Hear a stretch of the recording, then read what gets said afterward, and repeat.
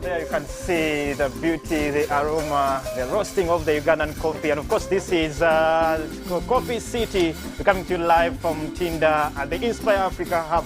And of course, here is a center, I should call it a demonstration, a mentorship and apprenticeship center. A lot more that you can get from this place. But of course, the taste and the feel of the Ugandan coffee, organic, pure Ugandan coffee. And here, you're going to be experiencing a lot more of what's happening here. You're going to be seeing a lot more. And this gentleman here is doing some roasting of the coffee. He'll be explaining to me what exactly is he doing apart from the roasting. Hey, good morning to you. Yes, good morning, sir. Yes, my name is Opio Alan. I work at Coffee City as a master roaster and a master barista. Master roaster and master barista, but the coffee, the beauty, we're talking about the beauty of our coffee. When you roast this coffee, and someone, just explain someone, ladies and gentlemen, and the benefits thank you so much for yes, basically honoring our invitation. We are promoting domestic I want to take this opportunity and adding value to coffee. But of course, you can't add value to coffee but you don't know how the whole process happens. So right now what I'm doing, I do the traditional way, how our ancestors, our parents, our grandparents used to do it back then in those he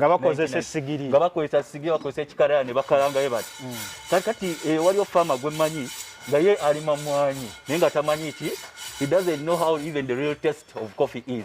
You can roast your coffee at home. And this is what I'm doing. Roasting coffee is just the matter of changing the color of coffee from this. I've been going there. From this color to this. Yeah, hope you're seeing it. So the color changed from this green bean what's to the this? roasted. So this is Robusta coffee.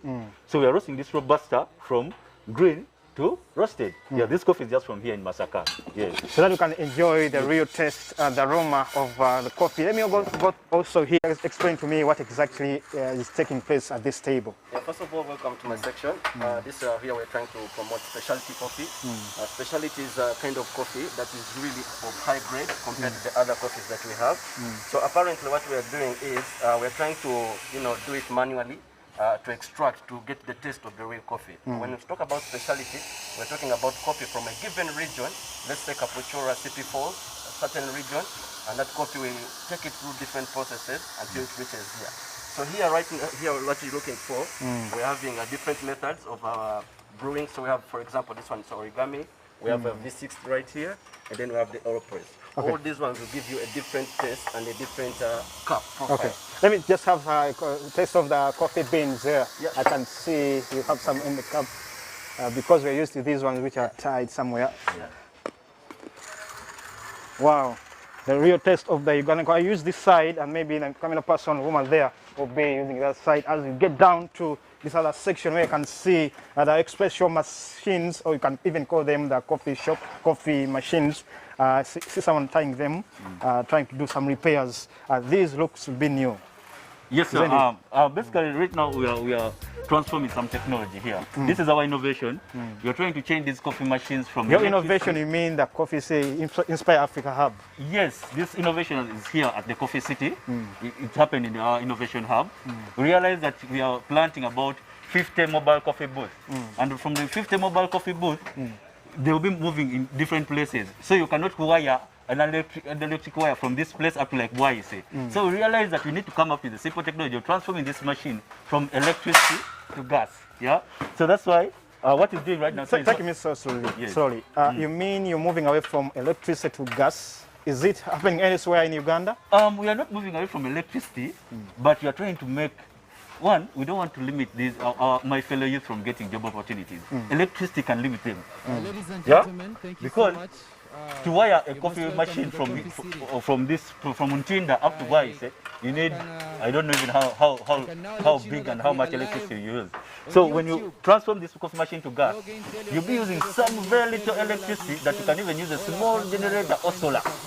Okay, someone can just come from Bale, from Luwero, and then come here at the Coffee City and buy this coffee machine, and then begin from there, modify the coffee and also do some business, right? Yes, it is very, very possible. Someone can come, anyone who is opening up a coffee shop, people who want to know more about this machine, they can still come and you experience and you can sell even to them. All right. Thank you so much. And also let me also move to the mobile shop and also have a taste of the real cup of coffee, our organic coffee. And I can see Evelyn is trying to do something here. Hi, good morning, evening. We are live on Zoom. You can I would like to find have a us cup of coffee so that I can also enjoy the coffee, or Ghanaian meet coffee. us at You're welcome to our Coffee City mobile coffee booth. 2021. This is a And also you mobile can coffee follow us on booth that's Facebook. going to The provide conversation is coffee on. on a go. On the go. Coffee City. Okay, since I'm on the go, I will take this cup and then I will be continuing on my move to the next stop because we still here at the Coffee City, the first of its kind here in Uganda. And of course, when you come here, be assured that yes, you can get some mentorship, apprenticeship, and of course, a lot more is done here. And of course, lovely smile. Thank you. So just explain to me here, inside here, I've been the other side where they roast the coffee from, and what exactly takes place here. Check it out. Okay, Ask my name is Pretty Sylvie. from My our name is Pretty information Sylvie. desk in the This is a showroom, coffee or showroom ask anyone in and the Coffee City customer relations attire. officer. They will avail you the Basically, live this is link a coffee we showroom use as you for our can live see. YouTube. And briefly, it check is our a one-stop center, information also tweet center us. on all coffee products and appliances. And in this, conversations are we going on have on Twitter. three major You can join coffee the chat, product join types. We have, that is a conversation range one, that is a range of Coffee City. coffee I want to say machines, thank you so much for plungers, coming grinders, to as you Coffee can City. see, this is a grinder, this is a have coffee machine. Once in a Secondly, we lifetime have experience. beauty products made Thank out you. of coffee. Thank you so much. As we move to the other side, you're going to look at them. And thirdly, we have specialty of all coffees in whole world. For example, we have Arabica coffee, which is most sought after in the region. And that is because of its aroma and best taste. So as we Okay. can move this side, you're going to look at coffee beauty products. Okay, We're for going to anyone who is looking to start up a business, start up a coffee shop, just know that at the Coffee City, this is what you can take away for yourself and then start a business. I think that's so. Thank you. Yeah, I would love to encourage anyone out there who is thinking maybe to start a coffee business, or anyone who would want to know what kind of machine how to use it, as in how and where. This is a very perfect place. You can always pass by anytime. all We right. got you sorted. Thank you. Thank you so much. Let me also move to the other side where what I've seen, they do the milling and packing of the coffee. But before that, let me also get closer to this beautiful lady. Good morning to you. Good morning, how are you? Exactly what is taking place here. I can see Ella Beauty. Yes. Is this also from coffee? Yes, please. These are different types of body scrubs. We have the body scrubs, the moisturizers, but basically all from coffee. You mean for both men and women? Yes, please. And they are very good because coffee is an anti-aging product. Yes, everybody can use it differently. You can scrub yourself. You can use it as a moisturizer. So basically, you have that glow, look younger and everything. Great. I can test your skin, the Yes, look yes, that on is your it. skin can really show that this is a great innovation here, happening here at the Innovation Hub, that is Inspire Africa Innovation Hub here in Ntinda at the Coffee City. And we're still here doing some tour of the Coffee City. And of course, a lot is happening here. Innovation, the young people getting, modifying their skills. Hey, good morning to you.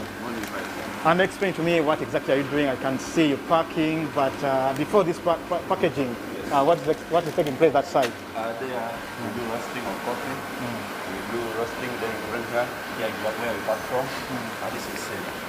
So I'm doing the selling because I'm going through the whole process. So from here, you can hit the market straight away. Yes, as you see here, it's already packed to fit the market. It's all about putting them in the boxes and we sell them to other people.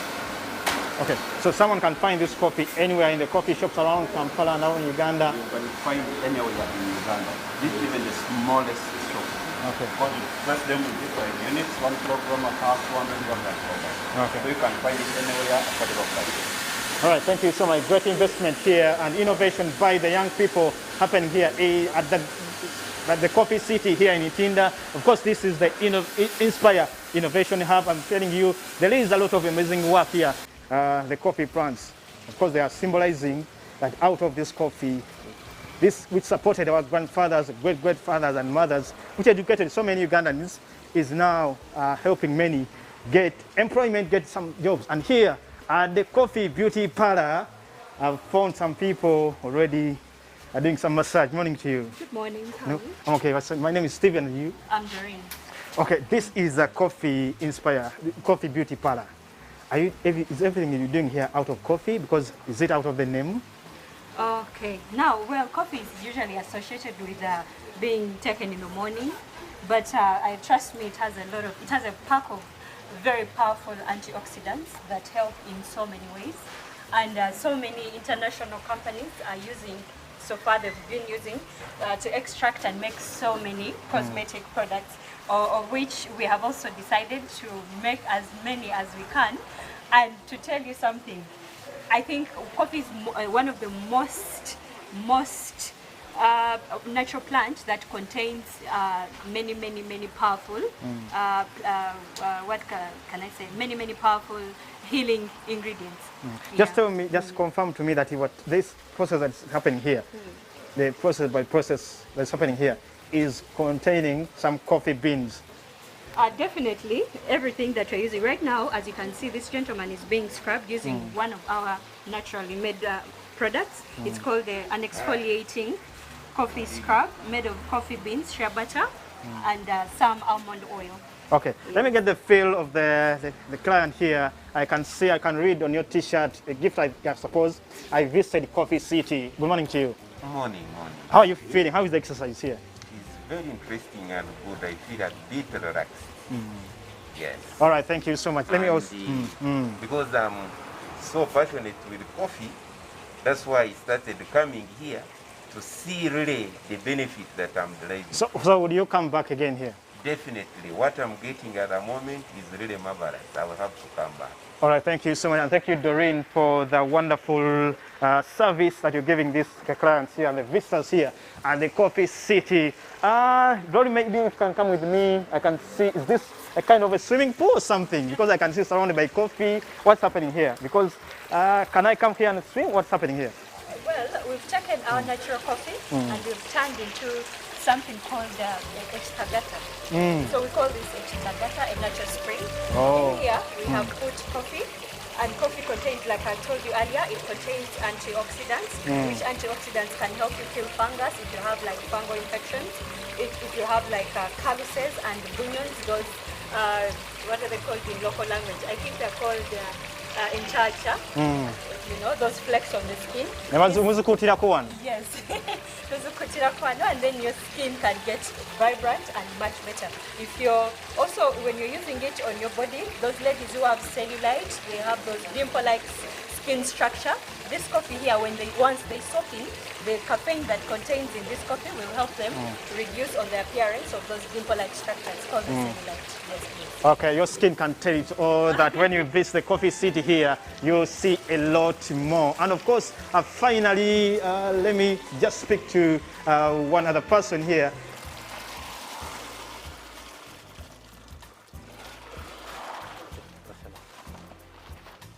Now, friends, this is what they call frotting. And because I'm a farmer, you will allow me to remove my mask because we don't have a lot of COVID interests in like I said, once again, my name is Nelson Tugume. Where coffee starts is here right away, what I'm going to show you from the bean. How you pick the bean, how you make sure it gets to the drying station. From the drying station, then to the next stages that probably you've been seeing. This is the most important stage in the lifestyle of a good coffee. A good cup taste in the cup. And what do I mean? You can see the kind of beans here and how ripe they are. We today washing coffees from my friend from Burambuli, Sandra, our farmers that we're working with in one of the greatest highlands where Arabicas are being grown. We are excited because I know always our cup test out there is about, even we score 89, 90%. But you can only score 90% if you understand and try to know about this. So this is the place why we say it's very important and why. When you look at this machine, the Ecoline 800 is a machine that removes what you call mucilage. Mucilage is a kind of macancha, or kind of, you know, this stuffy kind of thing on this. And this has the harshness. Some people like it actually to be more or less. So this machine removes about 30% of the mucilage, and that has an effect on the cup. So to us, the farmers, and all farmers out there, this is the most important stage in getting a good cup of coffee, as you've been seeing all over. And then after this, when we wash it later on in the afternoon, we will be washing this coffee in this small demonstration place at the Coffee City. Later on, we get it out and now take it for drying. This is a dryer. Coffee is not supposed to be heat directly under sunshine. It is like you're a human being, you have a bald head, or like my friend there, when you go to the sunshine, it means you will have to have a problem. So when you heat this coffee directly in the sunshine, this is what happens. The structure changes of the bean, and you're losing on the quality cup test. And this is what would like every Ugandan farmer, every person in the value coffee chain, for us to have our Ugandan coffees better marketed there, in globally, in the US, in Europe, in China, wherever it's going to be, then we need to go through this process. Once we understand this process, then our quality cup test becomes the best. And that's why the Coffee City is emphasizing domestic coffee consumption. We're emphasizing, can we take our own coffee? I remember sometime back, my mother I used to see her trying to remove her beans and peanuts and anything when it's about to rain, and leaving the coffee, because she does not understand it from the cup point of view. But the moment the farmer understands this from the cup point of view, then you will see, appreciate it. I'll give an example. You know Kawanda Bogoya and the normal Bogoya. When you taste it, don't you get the difference? And that's what the coffee should be. You should be able to taste your coffee and say, it's harsh, it's cool, it's good, it has these quality attributes. And that's why we're saying this is a very important. I want to quickly ask my young lady from Bulambuli to quickly say something about quality, and maybe we can probably wrap it up showing what from here, what it means to go in the drying rack. Please, Sandra, go ahead. So much. The names? My name is Sandra Chiboli from Sironko district, working with 1,246 farmers in Sironko and Bulambuli district, where quality matters. Like Nelson had said, quality starts from the farm. It goes back to selection. I think most of us we have eaten banana, bogoya. If it is green, it is not tasty. If it is yellowish, it's not tasty until it is yellow. So in coffee, it must be red, this red. So that is where quality starts from. So we train our farmers on selection of cherries. It must be red, and the coffee must be pulped immediately. It has been harvested. After pulping, the coffee is taken into the fermentation process. At fermentation process, we have two types. You decide which one you're comfortable with. Like we will be showing you the other side. We have what we are calling dry fermentation and wet fermentation. With wet fermentation, we put coffee in the water for 24 hours. While dry fermentation, you put coffee in the tank like this, but you do not put water. So every coffee consumer loves it differently, according to what they feel like. Do they like the wet processing or the dry processing of the coffee? I think we can extend that here.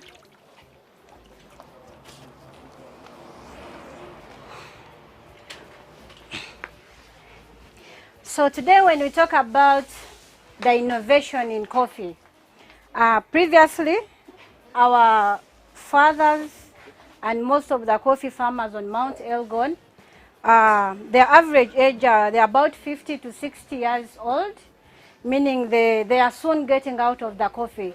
So how do we attract young people into the coffee sector? And what innovations are we having? Because we have discovered that most of the farmers on Mount Elgon and all over Uganda, they are producing coffee just anyhowly. They are not producing for the market. Those are two different things. When you're producing coffee for the market, it means that you know what the market wants, isn't it? Then you go back and prepare for the market. Then when you just produce, you don't know what the other person wants. You reach in the market and you find problems. So you end up selling your coffee at a low price because you failed to prepare your coffee according to the market.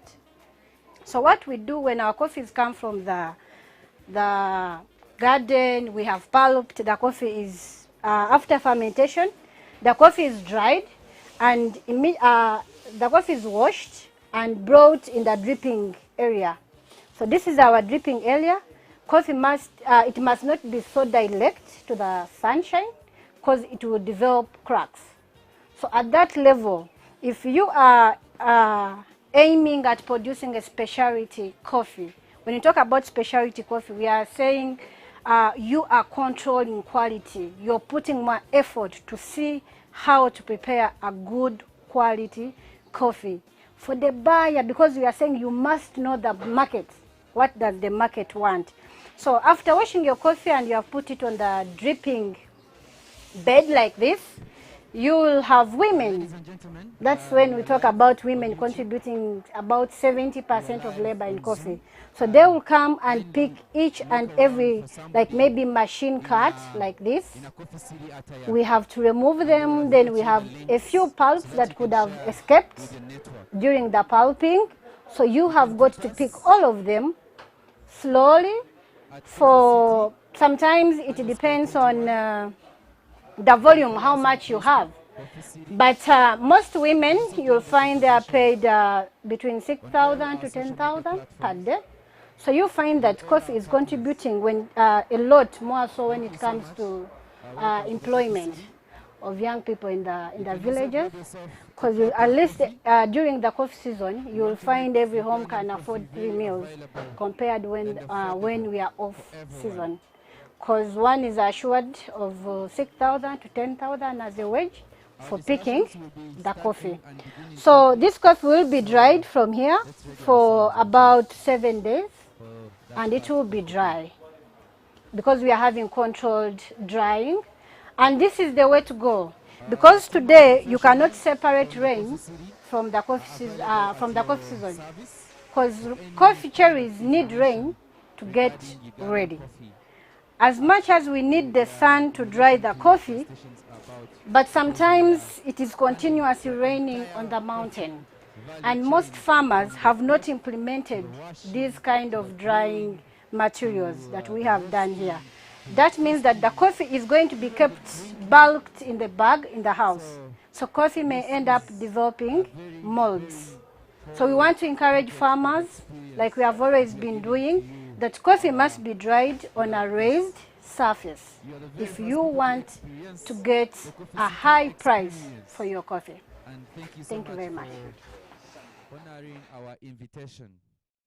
Like I said, we are live on YouTube. You can invite your networks to join. We also live on Zoom. The links are available at our, and also anybody with a Coffee City attire will avail to you that information in case you want the links. Learn about coffee. You should leave here a different person. Thank you so much. Thank you so much for coming.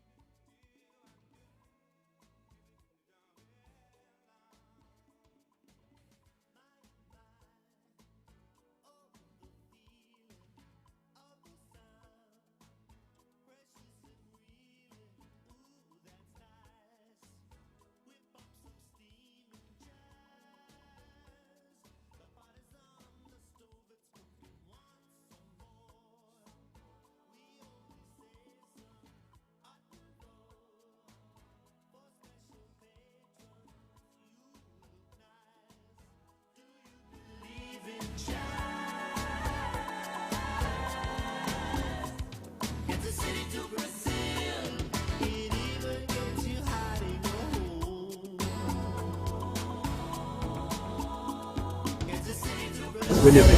But they know actually Indians are just going to, and they're just going to start testing. So actually,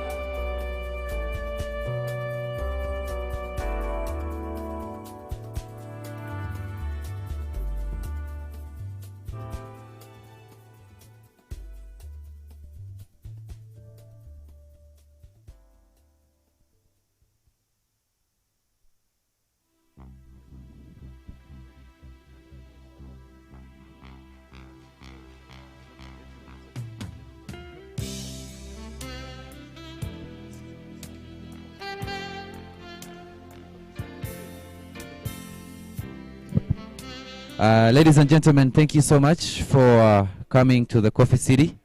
You are most welcome. I want to take this opportunity to recognize our friends and partners that have joined us this evening at the Coffee City Symposium 2021. In attendance, we have the Private Sector Foundation. Thank you so much for being part of the Coffee City and being part of our bigger picture. We have MasterCard Foundation and the Young Africa Works Project. Thank you so much for being part of the symposium and giving our young people a lot of hope. Equity Bank, our friends and partners, thank you so much for being part of this wonderful event, a day that is celebrating Ugandan coffee. I want to also recognize the Uganda Investment Authority that is highly represented today. Thank you so much for being part of this journey, as we will be talking about the investment opportunities in the entire coffee value chain and how we are creating the jobs for young people in our country.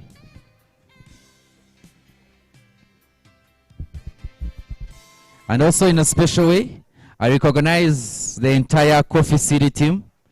You guys are doing an amazing job. Thank you so much for setting the pace.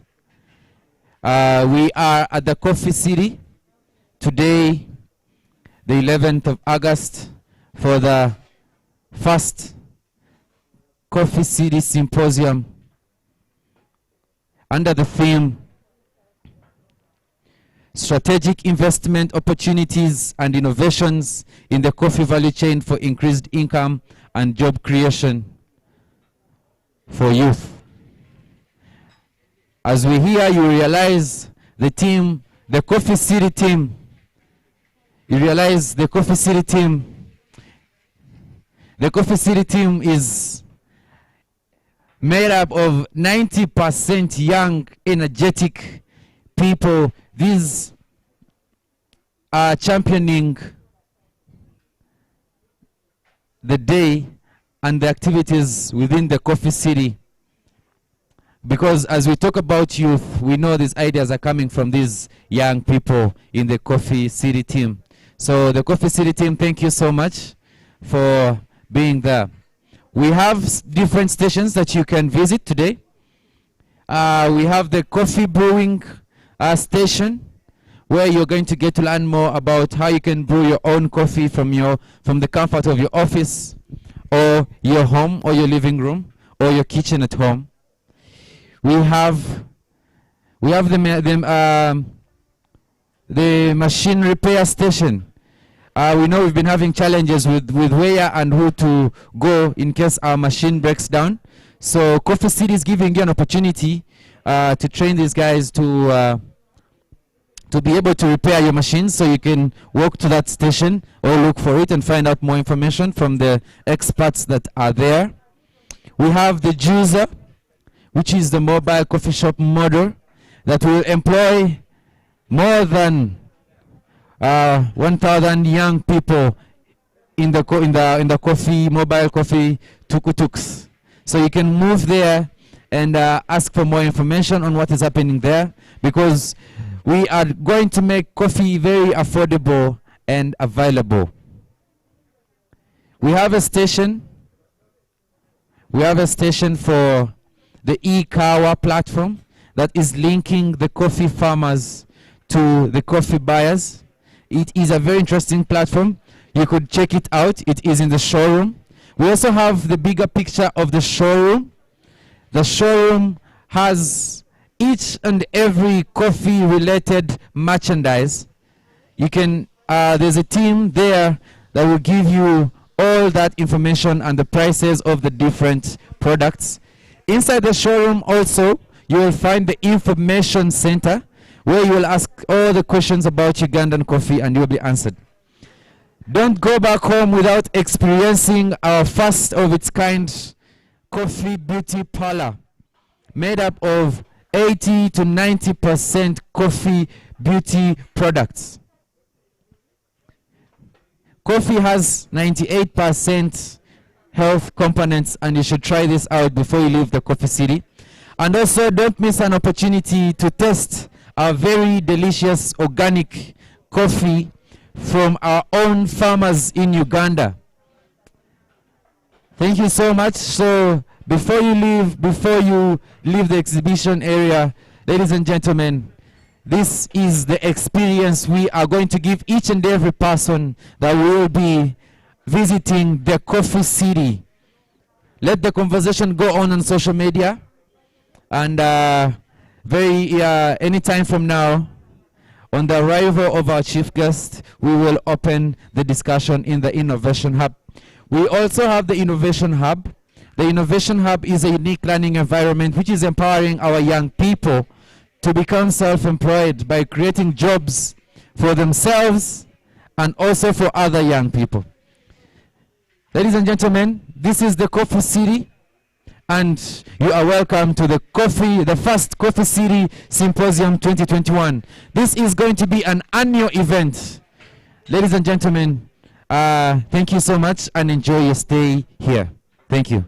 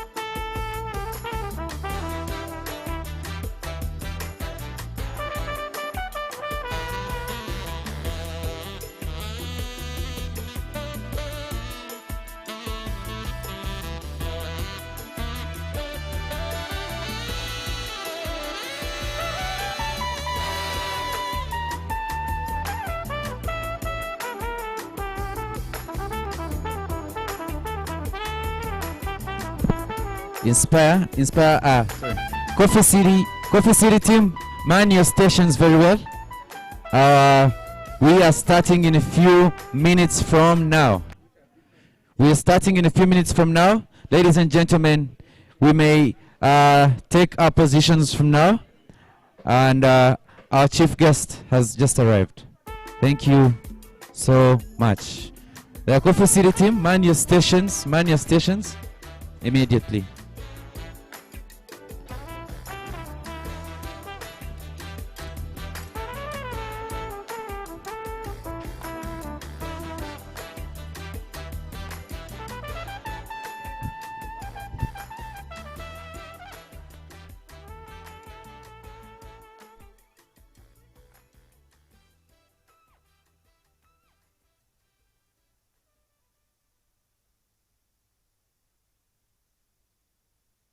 Keep running to your arms, keep longing for your kiss. Keep running to your arms, keep longing for your kiss. Keep wanting you, keep wanting. I keep wanting you, keep wanting. I keep running to your arms, keep longing for your kiss. Keep running to your arms, keep longing for your kiss. I keep wanting you, keep wanting. I keep wanting you, keep wanting. So that I want it all of you. Open your heart to my love, nothing less will do. Give me one more night of sweet surrender. Hold me in your arms, so warm and tender. Bambalea Bayuba. The sound of your voice, your golden skin, keep haunting me. The taste of your lips, your honey lips, baby, can't you see that I wander lost in wild desire? Feel the passion lift me higher and higher. Bambale, bamba, bambole. I keep running to your arms, keep longing for your kiss. Keep running to your arms, keep longing for your kiss. I keep wanting you, keep wanting. I keep wanting you, keep wanting.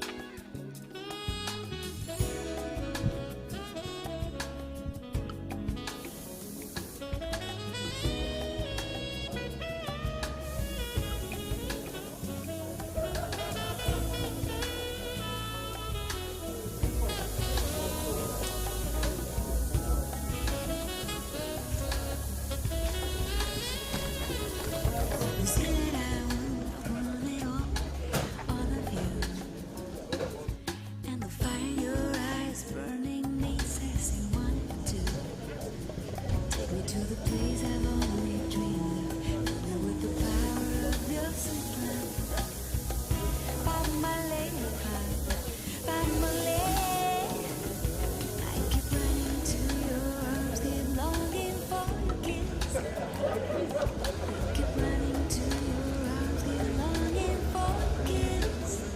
Keep wanting you, keep wanting. I keep wanting you, keep wanting. Keep running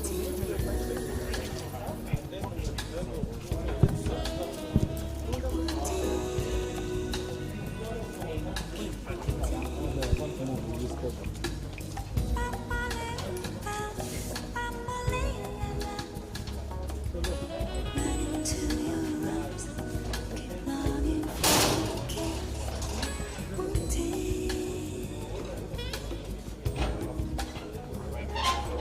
Wanting, wanting you.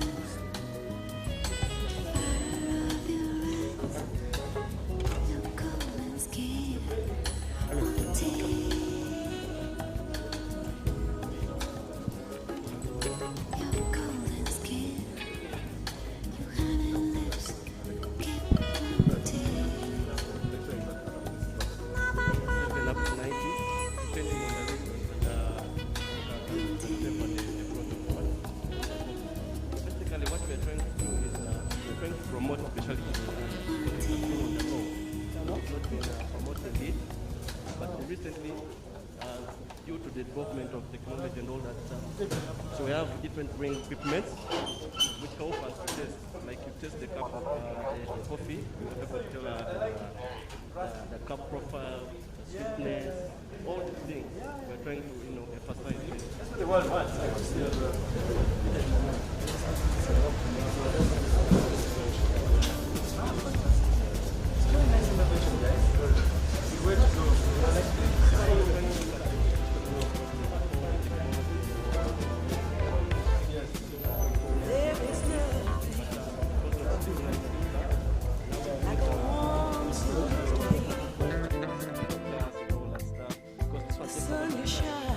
Coffee, let's say like you're roasting like 5 kilograms, so it might take you like 2 to 3 hours.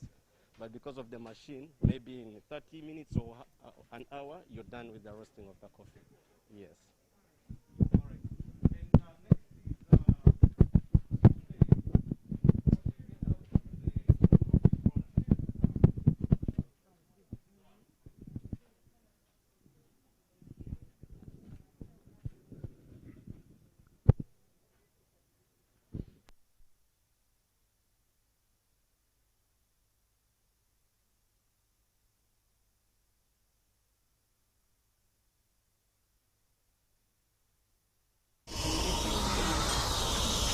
Are you already putting in the market? Go with what? We're going on the top.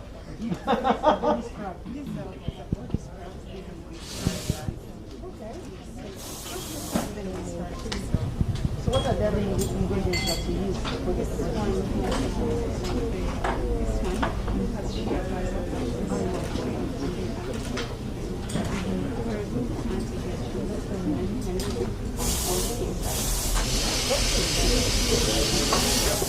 You don't remain young, but your aging process. You age gracefully.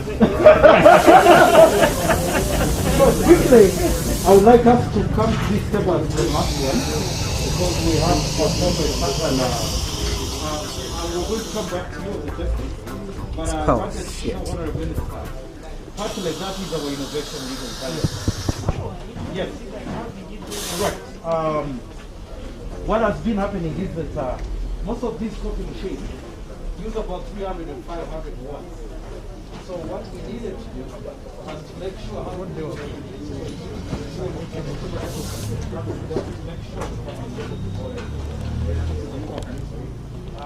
So we work with the Italian, the way other here, right here, we work with the Italian.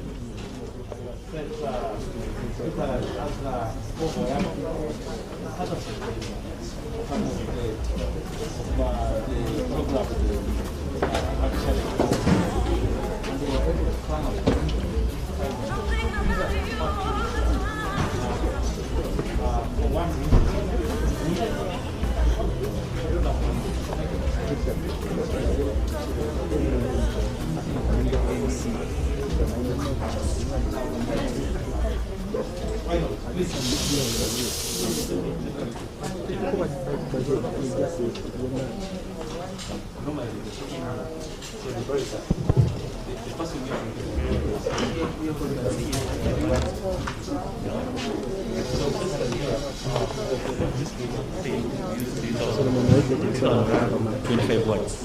But with our innovation, we are able to cut all the 3,000. So you're using only 125. So that's about almost, maximum is 2 units per day. That's about almost 3,000 maximum. Yeah. So this design is very, very good. You can even take it to Kaboko where we didn't fabricate them locally, but the gas equipment, because they are nowhere in Africa right now. Yeah, the gas equipment was us. We realized that they are good machine, but they are electricity. What if I take it to Nwaya, to Kwajungao? How will the people use? They have a small generator of 1 kVA. Then we said, let's turn it to gas. So we turned it to gas. So everything is the same. The taste of coffee never changed. Everything is just perfect the same way. Yes. Okay. Yeah. And the reason why we go here, this is our next innovation. Juicer means one of the sexy names that has been come up by this in a way to avoid show affordable. One of the reasons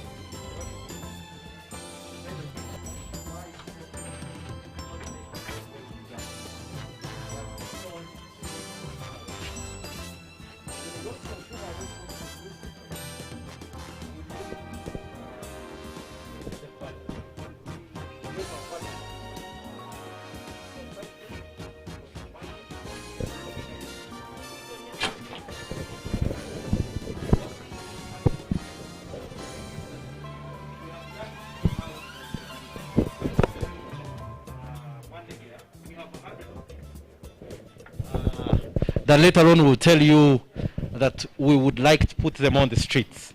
And for one reason or the other, one is to make sure coffee is affordable and available.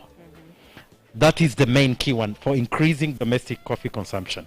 I know you know the numbers very well, but these are shocking. For 4% that remains in the country, 4%, 96 is exported. We get about $500 million of foreign exchange. What remains here, I actually went to your ministry and we did the numbers. Just this half selling it at 2,000 shillings. And we are able to do the GDP of $388 million. 4% almost close to the 96%. Meaning even I think a blind eye can see that we have a problem. But what is this meaning? You're getting exercise duty, you're getting some VAT, you're getting young people employment, you're creating jobs. So our next big innovation is this juicer. We have 100 of them, and together with MasterCard Foundation and a program called Youth Africa Works, where we supported to create over 3,500 jobs only in Kampala amongst youth, is to use this vehicle franchise model. So young people come take the franchise, and then we give them 2 years to be able to pay. And we think this should be the next big thing to help the country understand. As you know, I don't know if you've taken the Kawanda Bogoya and the usual Bogoya, you will understand what the taste is. So until the farmer understands the coffee from the cup, then we are starting to say, yes, we know coffee. If we don't understand coffee from the cup, we have a problem. So next, like I said, we will be back on this table at a later stage. So allow me to quickly also take you through this side.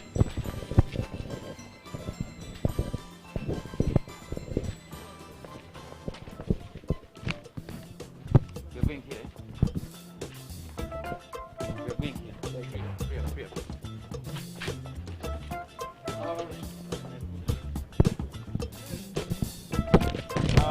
Like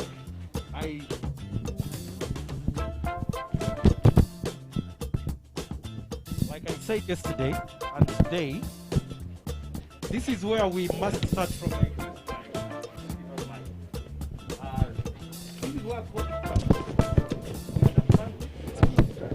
This is a demonstration, but we have our farmers do this. Then we've got it as a country. This is a washing machine. Please, can you put it on? Kindly put it on.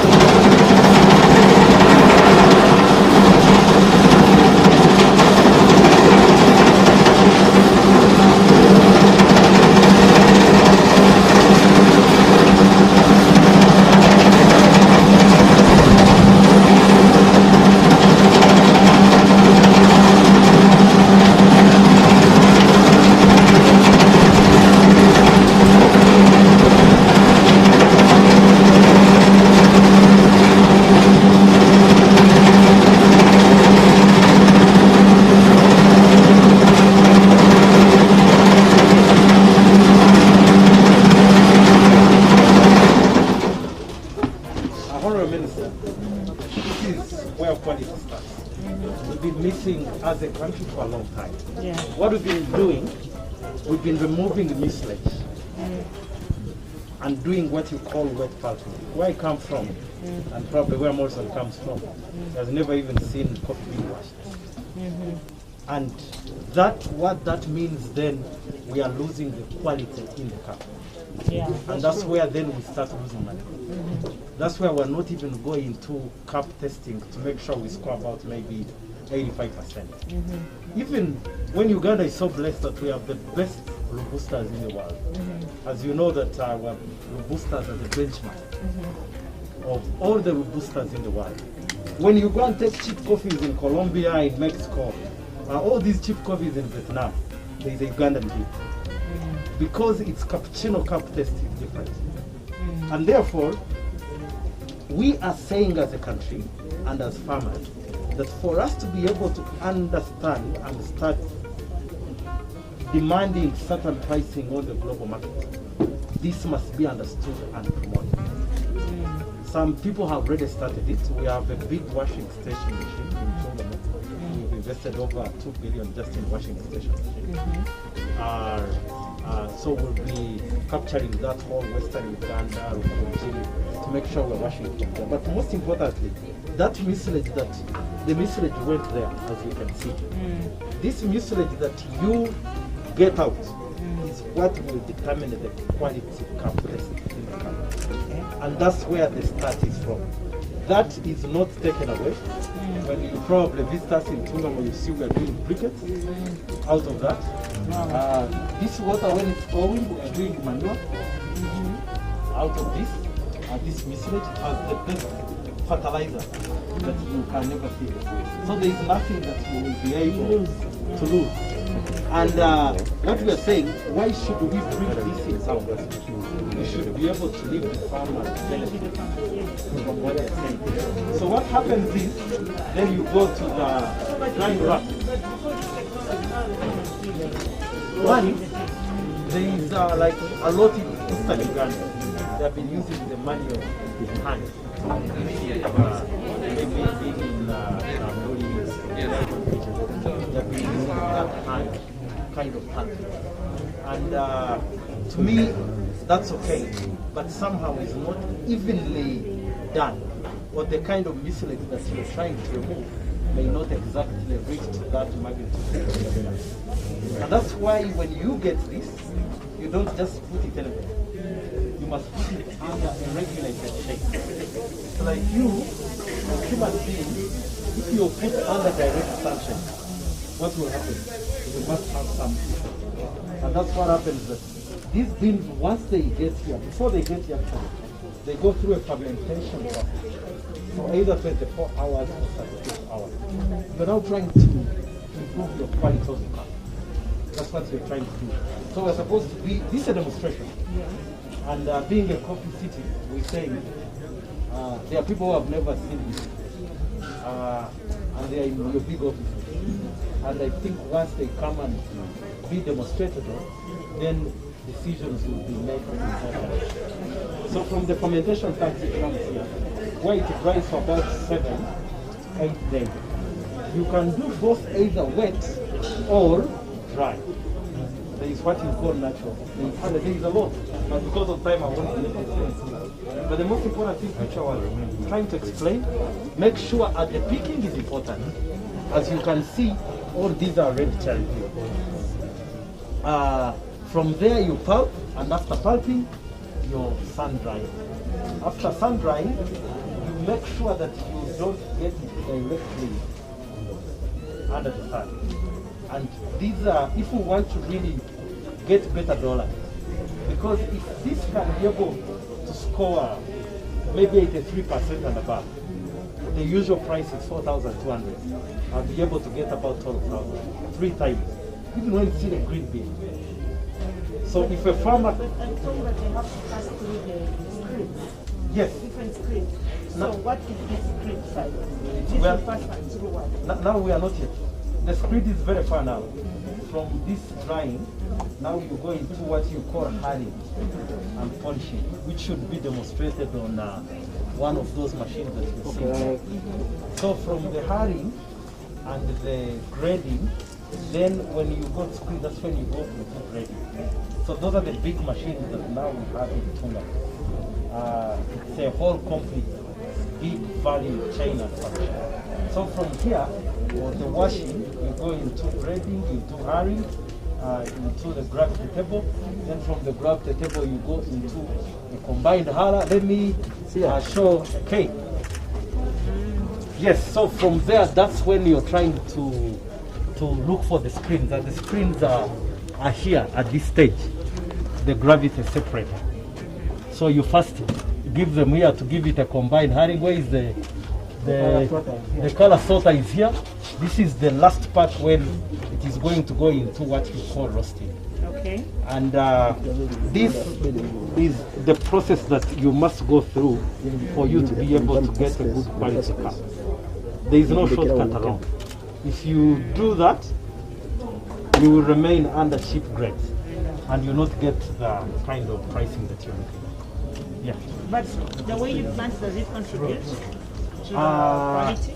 We have the traditional planting, which is 3 by 3, especially for Robusta.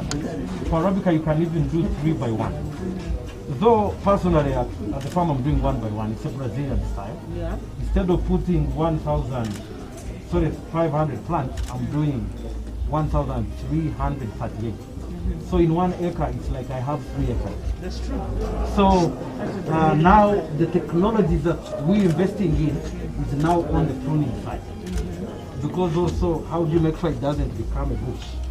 And exactly. So now double fertilize. Exactly. So that's what we are working on, and it's working for some of the farmers. A farmer like Nkandu is doing very well on it. I've also personally done it. It's now at about 9 months. And I visited a friend of mine called Andrea from Brazil. And they have been the best for the last 4 years in Brazil, as a family in Brazil. And they are doing it. So I'm asking, why should we do it as Uganda? That's why they get more money. Exactly, than us. And more production as well. That's very good. Yeah. So here is our showroom. This showroom mainly is, I take you quickly to that juicer you saw 5 years ago. We launched this and sold and started selling coffee on the streets of Uganda. We were in the park. We were on Kampala Road, we were everywhere. So this was our first juicer, now it's in the museum. This was our first coffee machine. That's good to keep it. Yes. Humble beginning. Exactly. So this was a humble beginning, and we think right now from this, it's not a long time ago, it's about 5 years, but we've seen a growth of this machine, about now 200 coffee machines. This is a huge, because one of the problems of the country is that these machines at times are very expensive. Each machine is about 22 million shillings. But this is you fabricated it. This is, no, meaning this espresso machine. This is well fabricated here. We also believe in buy Uganda, build Uganda where we can. So we're saying, as a country, can we be that one-stop investment producer of coffee solution? From marketing, from machinery. You've seen how we're diversifying now into the beauty parlor to show other what is happening. Could we be that, also even to assist them where they cannot reach? For example, next week we're in the US in about 6 cities, and we are marketing that. So how can we collaborate with governments where they are unable, like this time, to even travel because of COVID? Private sector can be able to travel. That's true. And then we keep, because people are not going to stop taking coffee. 350 million cups a day taken in America. I'm sorry. 350 million cups a day taken in America. That's about, if Americans are selling $1 cup, that is 350 million $350 million. And then times the second day would be $700 million. I already told you we're getting $500 million in the whole year, the whole of Uganda. 2 days they turn it over. So, but they don't have a single plan apart from some small coffees in Panama down there. So here is our friend Derek. He's our head of software, the young man. Hello, Derek. You're most welcome. Thank you. Derek, over to you. After Derek is my name. Very quite young. And on the screen is eCup. It's an online coffee auctioning platform which will enable coffee farmers and vendors to buy and sell coffee for both local and international. Our target is to reach out to Omotuawans and add a smile to their face by giving them direct access to international coffee price and the market. Through that, we have partnered with Equity Bank to create a trustworthy and seamless financial service integration. And so why do you put, what is this display? Can you explain it? We have a different coffee varieties from the coffee bean. From different farmers, different fields. Yes. This is roasted. Yes, but what are these are very small. These are what you call small green beans, which you guys are proud to take with Nescafe. So Nescafe gives you this kind of bad coffee. We wanted to actually see what Nescafe gives you. Actually, Nescafe does not gives you much lower grade than this.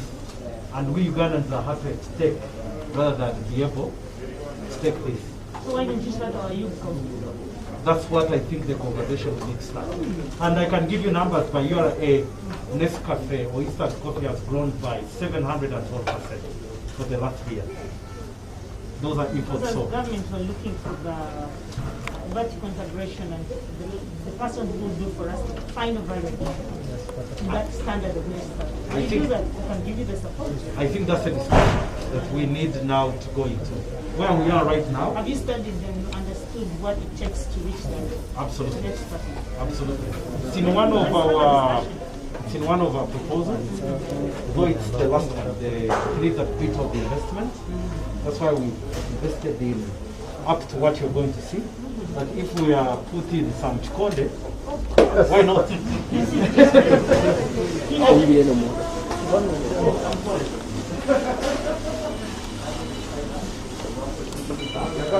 Equity Bank has partnered with Inspire Africa to provide payment platforms through which coffee farmers can be able to pay, to get paid or receive money onto their separate accounts. Those anyway they can. And the various platforms is number one, a wide range of branches, which is over 43 across the country, and the Equity Duka platform, which has over 4,000 Equity Duka agents who are located across several parts of the country.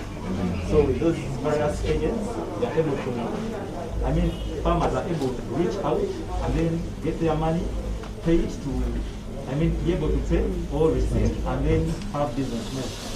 The other model into which we can get payments or receive payments is our post machines. Someone simply swipes using their Visa card and then money still gets transferred and then a transaction happens. The fourth option is our pay with equity option. Someone is able to pay or receive money into their account using the Equity mobile app. You can use the USSD for those farmers who have small phones or even MTN and Airtel. We have partnerships with those two companies, and money can move direct from a farmer's account, phone, onto their account, or from their account to the suppliers with whom they are paying. Thank you so much. Honorable Minister, this is your next big Amazon. So you need to take a keen look at it. Yes. Next big Amazon, where you're cutting any middleman. You're saying The farmers were losing a lot of money. exactly. And we've tested this, but we can only achieve that to go through the other process that I've told you. Farmers understanding So that. how many farmers do you have who have already opened accounts with you? So far, we have over 4,000 farmers. 4,000. And we have a lot, I think, lined up to be able to enroll. because of the society groups that we've been working on with. And I will discuss later, but it is your next Amazon for you. So when they open accounts, you link them back to the market. Yes. So the way you market your business model is that if you open an account with us, we link you with a buyer. Okay, that's excellent. That's very good. When did you start that? It's something that has been happening in the last 2 years. So you're moving across the country? Across the country. We have a wide network of our agents, so we use that to reach out to farmers. Because we grow, 88 districts that grow, that has farmers. So are you moving district by district, or you're just? We have a team that moves district by district. Okay. This is good that you have 8. Especially for farmers who are saying, how will the buyer know the quality? Okay. That's why we partner with teams that are able to assess the quality. Honorable, thank you. In fact, the beauty about this, Honorable, is that the user is able to use that machine. So if someone picks coffee, is able to use the machine. But when it comes to the farmers, we've been able to move the whole country. Yes. And been able to recruit most of the farmers. And that's one of the initiatives that have made us move forward. Which is very good Yes. for the farmer. In fact, But I hope you know now the new middleman. what we do is the whole ecosystem. We have You don't charge any other fee? No, we don't. We don't. No, but then how do you make business money? Because you're a profit making. Honorable, you know, the way banks make money in this way is that we are intermediaries. We collect money funds, we're able to do other things. But for a farmer, we're the only bank that does not charge money on your account. We have no monthly charge. You open your account free, because we need to support that lower farmer. If we don't support that lower farmer, they'll never come out. That's good. Then, but you see, even if, forget about it, even if you're charging some money, but what is very exciting about you is that you're linking the farmer with the ready market. The buyer is there, that's good. So do you identify just domestic buyers, or you also do for them international? We do domestic. We do domestic. For instance, we have Mandela who's doing rice, for instance. We have guys like Kawaku who are doing coffee. Yes, so we do domestic. And of course, those domestic, of course, for them, they do it. They do the expansion. They are the bigger ones. Okay, that's good. Thank you.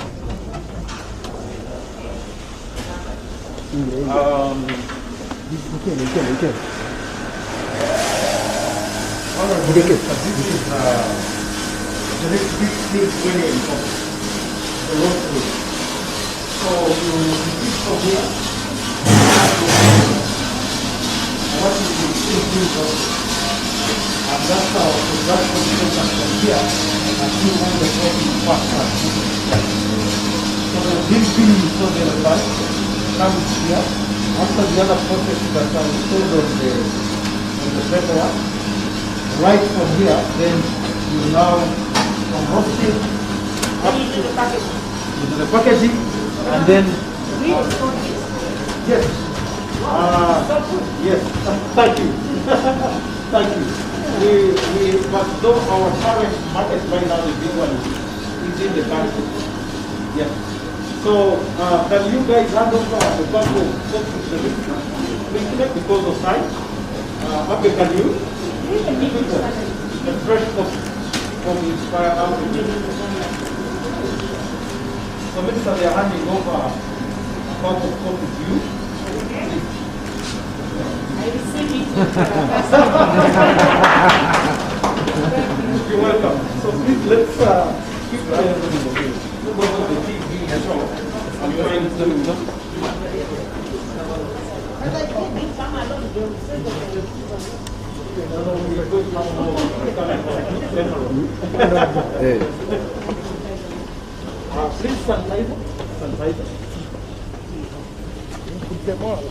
Zungulu, zungulu. Sika Victor, sika. Honorable Minister, this is a coffee well. Wow. A coffee well you can have even For the yes, thank you. And there is a lot of I wish we had a lapel mic from him. and I will quickly take you through here because of time and quickly And the ladies are here as well. Yes. Oh, this is very good. And Doreen will take us through in the next 2-3 minutes what happens here. I know she was supposed to be here, but because of time, we're running late. So would you quickly take us through here? What are you doing? And maybe Minister can be your next client.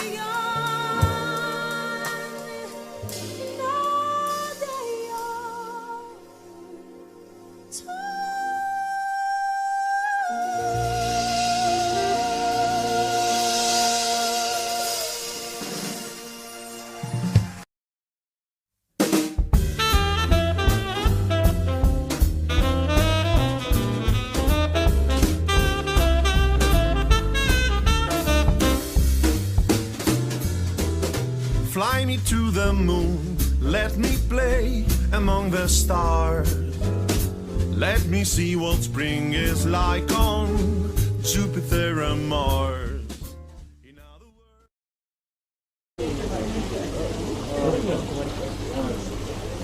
Is she on media first? Yes.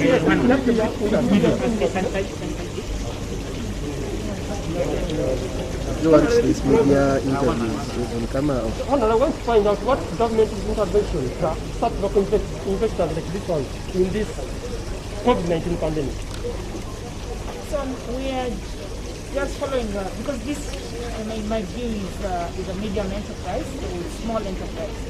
And we have had a directive from His Excellency the President to get resources. Initially, we were supporting them through UDB.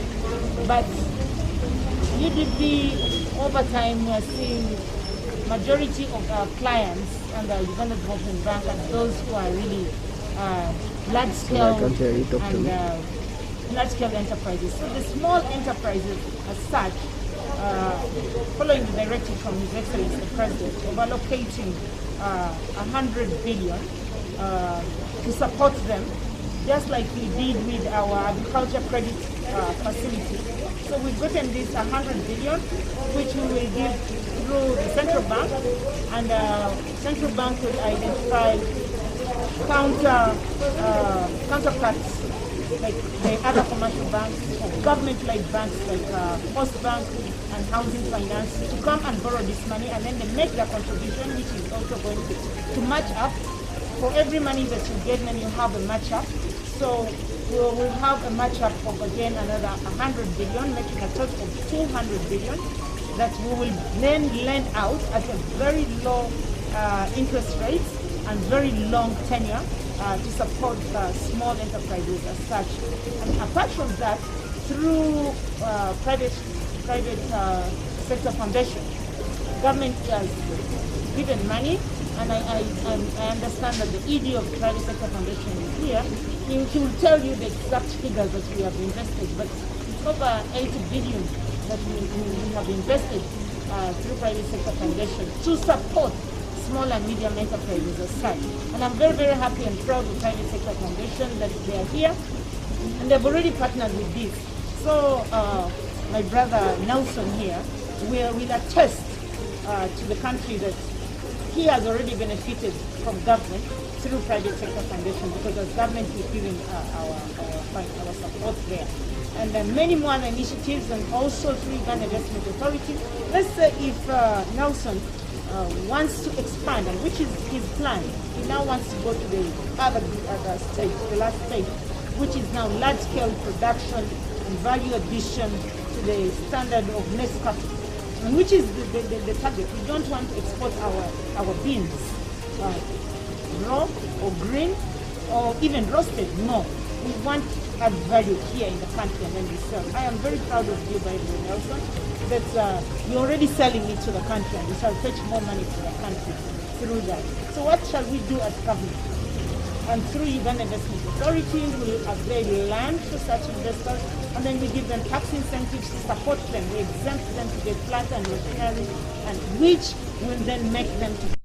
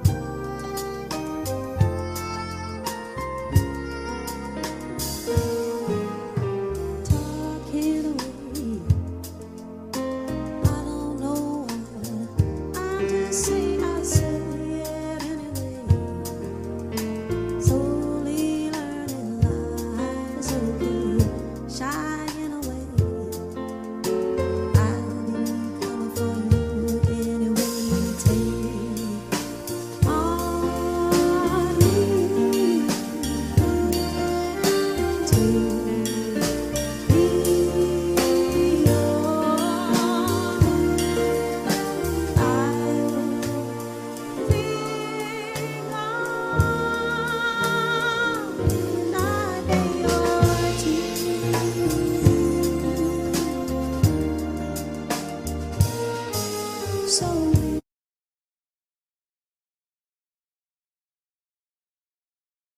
have access to credit.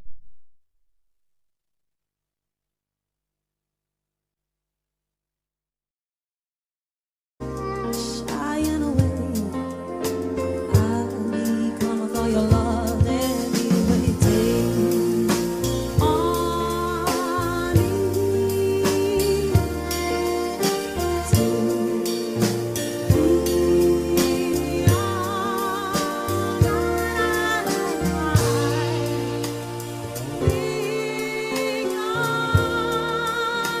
on me. Thanks to the bank and post thanks to Nelson, me and the team, that they will not stay home with their coffee beans. They will now produce knowing that they have a ready market. So it even gives you more impetus to go and farm better. And so for me, the farmer in Uganda, if you have not taken the decision to go into coffee farming, after you listen to the call of His Excellency, the President, working through all the BC to encourage Ugandans to go into coffee farming, now is the opportunity that if you thought it is a political voice, you can now hear this business voice that the market is ready and go on and plant. Thank you. Thank you. We're coming back down.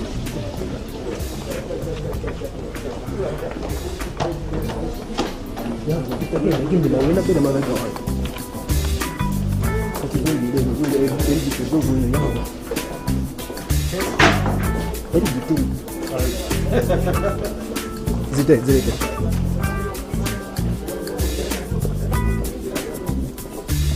Owen should be on the side. Vita, vai.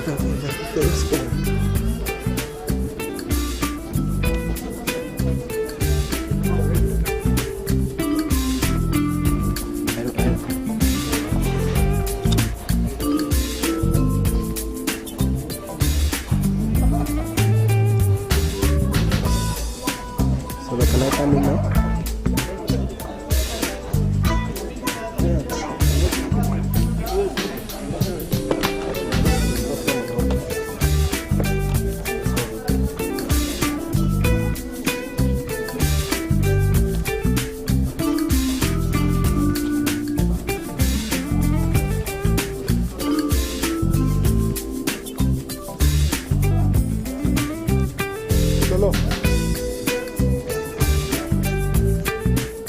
Solo y coffee.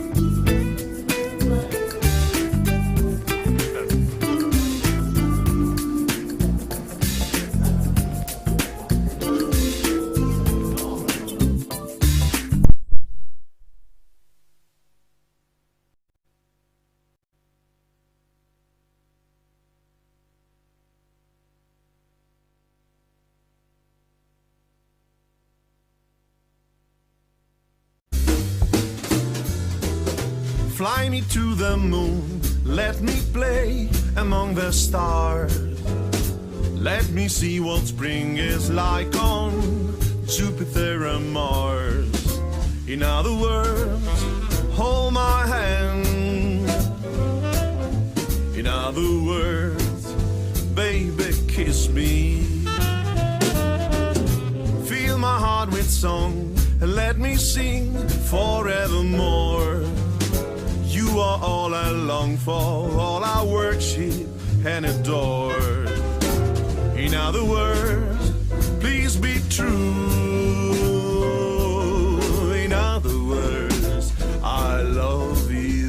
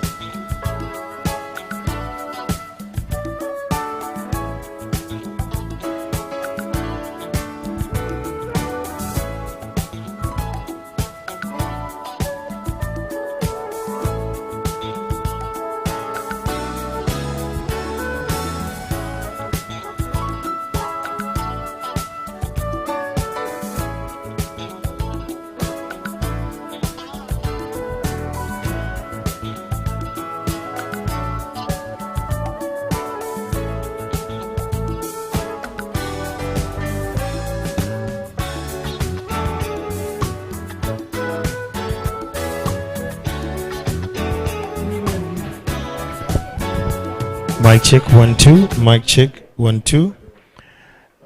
Can we all get to order? Those coming through, our dear partners, let's all get in. As per the live feed, we should be giving NTV. We already live as 10 minutes ago.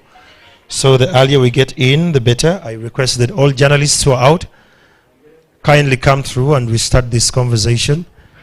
If you happen to land on the CEO of Inspire Africa, please arrest him and bring him here in time. Ladies and gentlemen, my name is Andrew Chamagero and I'll be your moderator for this conversation. Look at your neighbor. If they don't have a mask on, remind them. Just look at your neighbor. Check your neighbor if the mask is on. If the mask is not on, remind them. There is someone on the NTV team. Your mask should be up. Thank you. We are dealing with a pandemic and we won't take it light. We're going to have this conversation. It's going to be very critical. Those ones online, the hashtag will be Coffee UG and Coffee City. I've seen a couple of you already tweeting. Let's keep tweeting. This is the conversation we're going to have. It's about the opportunities, the strategic investments, and the youth investments where we can tap into, but in the coffee value chain. So we have like just a few minutes and then we can kick off. We're waiting for Mr. Nelson Tugume and then we can start off. He's already here. He looks younger.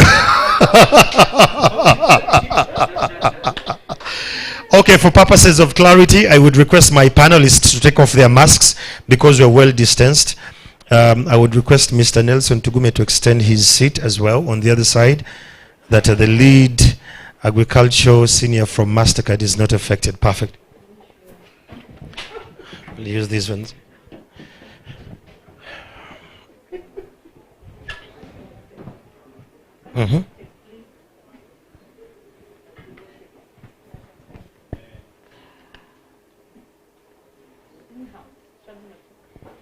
What?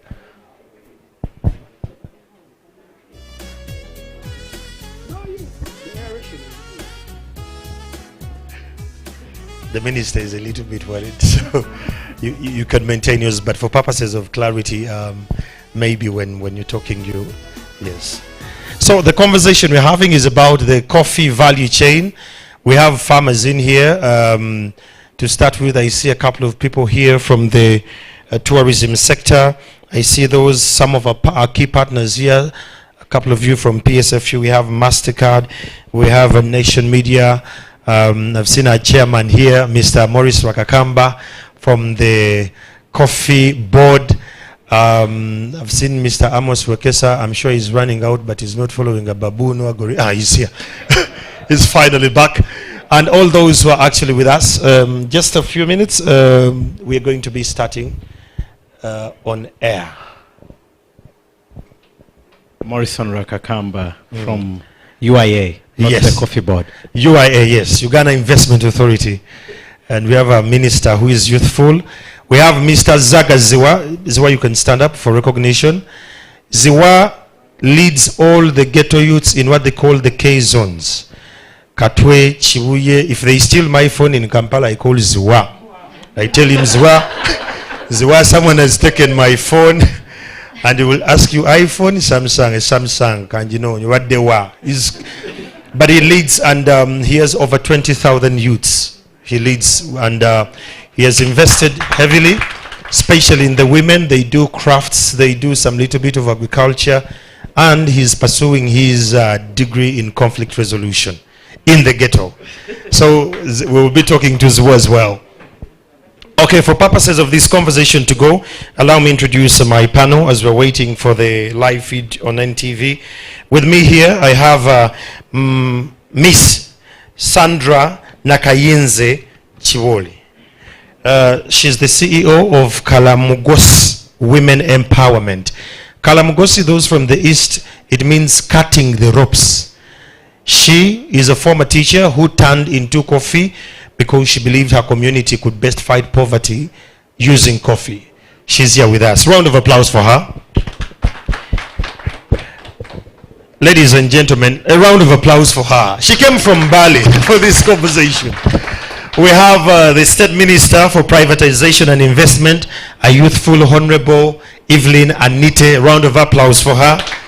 At least I've seen her rooting for our generation. And notwithstanding, we have Ms. Patience Biaruhanga, the lead agriculture senior from Mastercard Foundation, one of our key partners in this conversation. Good to see you, Patience. And of course, we have Mr. Nelson Tugume, an investor, a chairperson, but for this conversation, he happens to be the CEO of Inspire African Coffee. It's a conversation we're going to be running on Twitter. A round of applause for him. Why I went fast there, because he's a fast guy, you know. But he has talked coffee ever since I met him. And this is the panel we're going to be having, and we'll have Ziwa to represent the ghetto youth on the other side.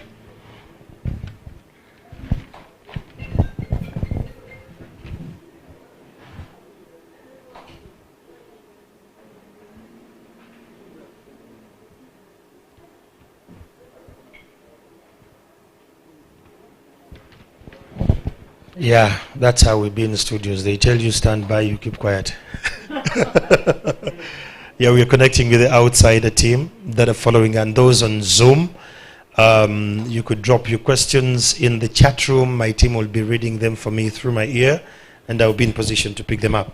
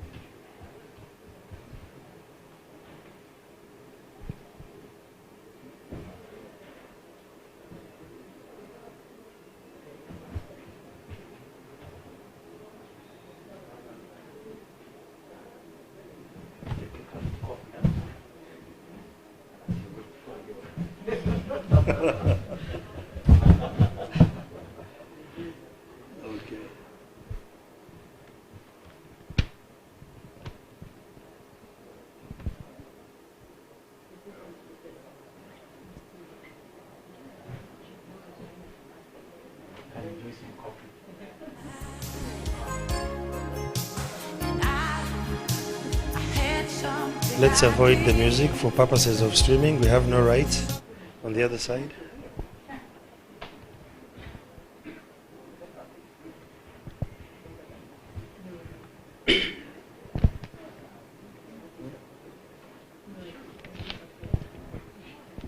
Okay, standing by.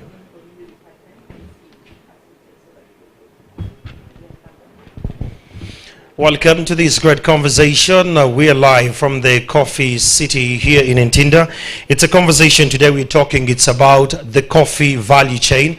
And if you're joining this conversation from around the globe, we want to welcome you.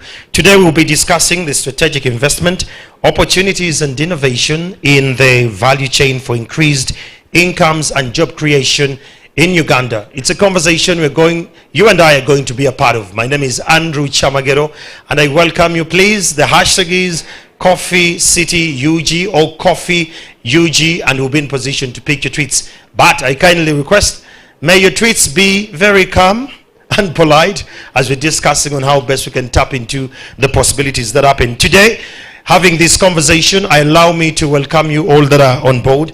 But with my panel here, I will start with Sandra Nakayenze Chivoli, who happens to be a CEO of Kalamugos Women Empowerment, which means cutting the ropes. This happens to be in Mbale, in Butaleja, rather, in the eastern part of the country.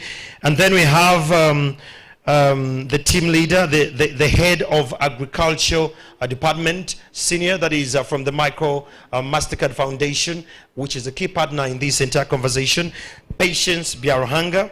And then we have Mr. Nelson Tugume, who happens to be the CEO of Inspire Africa, and they're all here with us. And finally, we have the State Minister for Privatization and Investment, Honorable Evelyn Anite. Good afternoon, ladies and gentlemen. It's an honor to have this conversation. Those online, and yes, we'll have Ziwa Zaga from the K zones to represent those in the ghettos. I understand my friends Assassini and the others in Kawempe, you're following this conversation.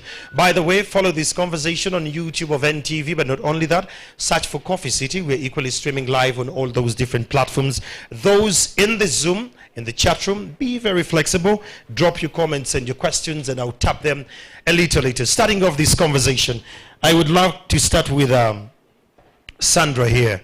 We're discussing the value chain in coffee. There are very many investment opportunities that have been highlighted here and there. For starters, I want to know, why did you choose coffee? You left teaching and you went into coffee. We can use that mic there.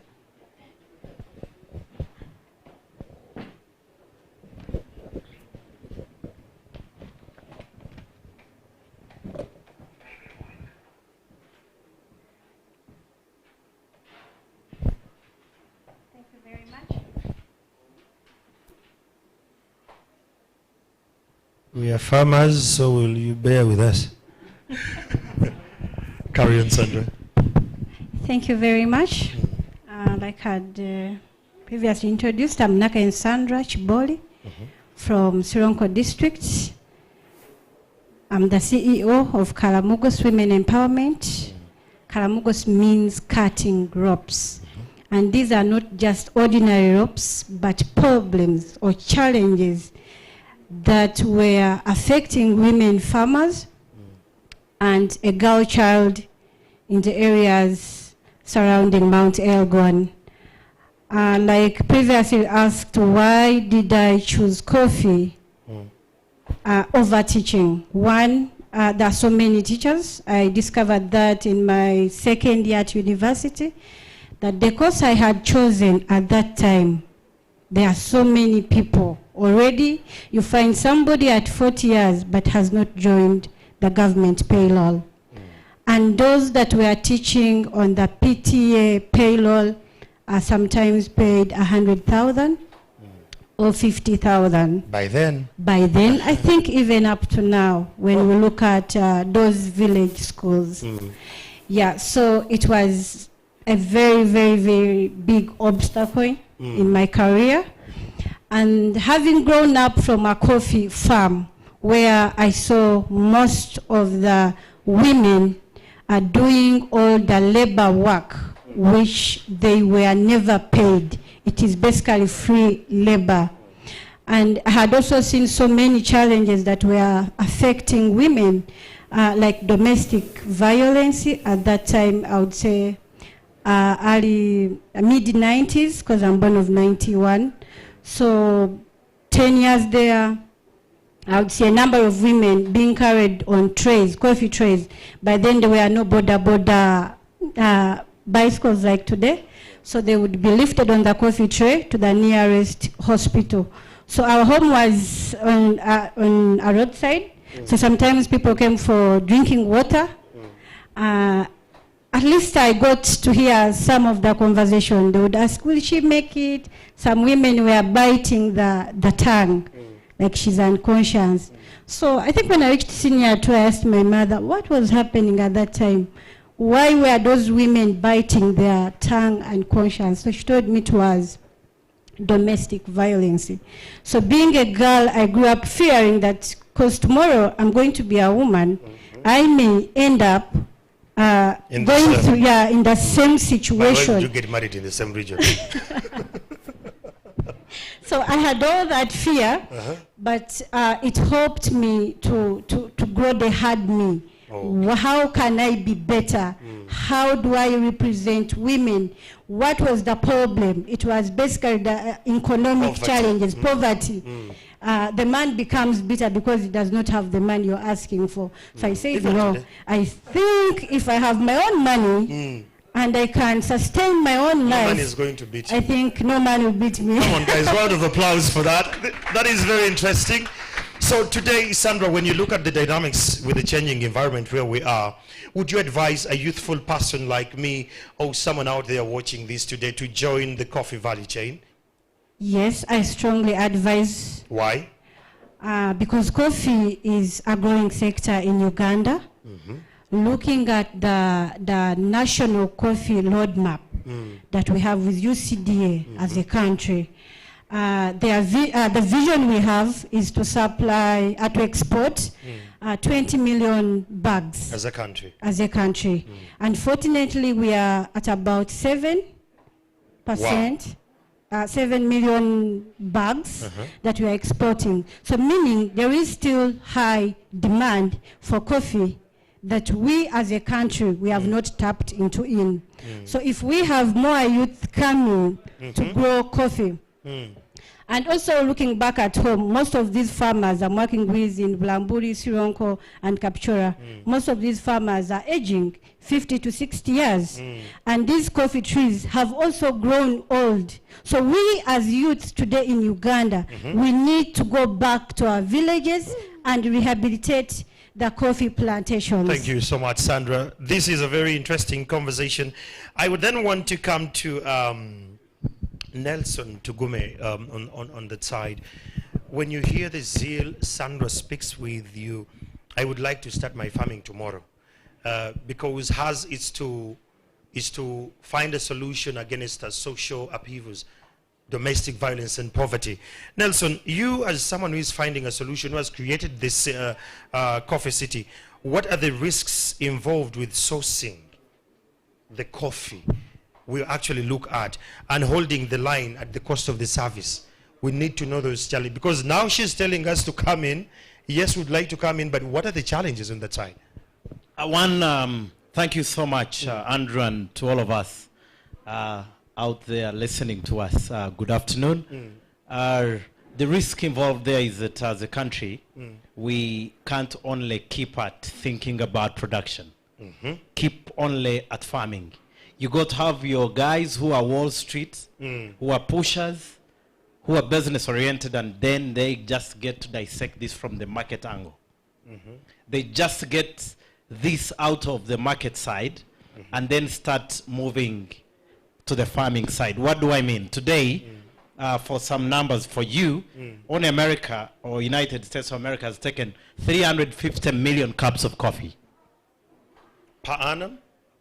Per day. Per day? Yes. Nice. If this is $1 times 350 million cups, that's $350 million a day. What my sister has said, for a year that we're exporting now to about 6 million bags, we've been at about 4.5 million bags, but now to about 6 million, we're getting about $500 million for a year, the whole of Uganda. The American turn it in 1 day or 2 days, and you think you're thinking? Are we children of a lesser God? Is that what you want to tell me? And to me, that's a big risk. Okay. If we don't understand the coffee from the cup, if we don't understand our coffee is from the market, what do we need to put in the market? Then where are the gaps, Nelson? So the gaps, I want to see the Minister of State for Privatization, get about 10 kilos of coffee on her next plane. Go within the bag. I've been a lot in all these countries. I see many Ugandans take bags of matoke and, they give you 42 kilos. I mean, I'm like, are you guys serious? Coffee is the second traded commodity in the world after oil. Coffee is a gold crop. Today, Europe pushed about maybe 320 million cups a day. So, you guys, are you for real? Okay. Now so we must dissect it from the market side, and then we start moving forward. So the moment we only be at the farm level, then we're exporting our jobs, we're exporting our value, we're exporting ourselves. I thank you. Wow. That makes a lot of sense now. I think to those following the conversation, what he's suggesting is we do reverse mechanics. We first get in the market, and then we can come back and we grow coffee, right? We can do it simultaneously because we're already doing production. But I would like to see the best scientists in Uganda not just stopping at the best drought-resistant crop. When I go in the market in Seattle, they ask me, what is your quality cup test? Not the best drought-resistant crop. You understand what I mean? I hear you. So the best PhDs in the country must look for innovations that will touch what the market wants. Not what is just local here. Thank you. That makes a lot of sense. Thank you so much, Nelson. Now, you'll help me sanitize the mic before you pass it on to patients here. I will come to the minister a little later because now this is putting government at a... In one day, USA gets $300 million by one cup. Patience, as MasterCard, I've seen you do quite a lot of things. The young drive, that is something that is you're so passionate about as MasterCard Foundation. What is missing with regards to, should I call it partnership? Should I call it pushing? Is it the innovation? Is it the lack of the capacity? Our youth not so engaging in one or the other?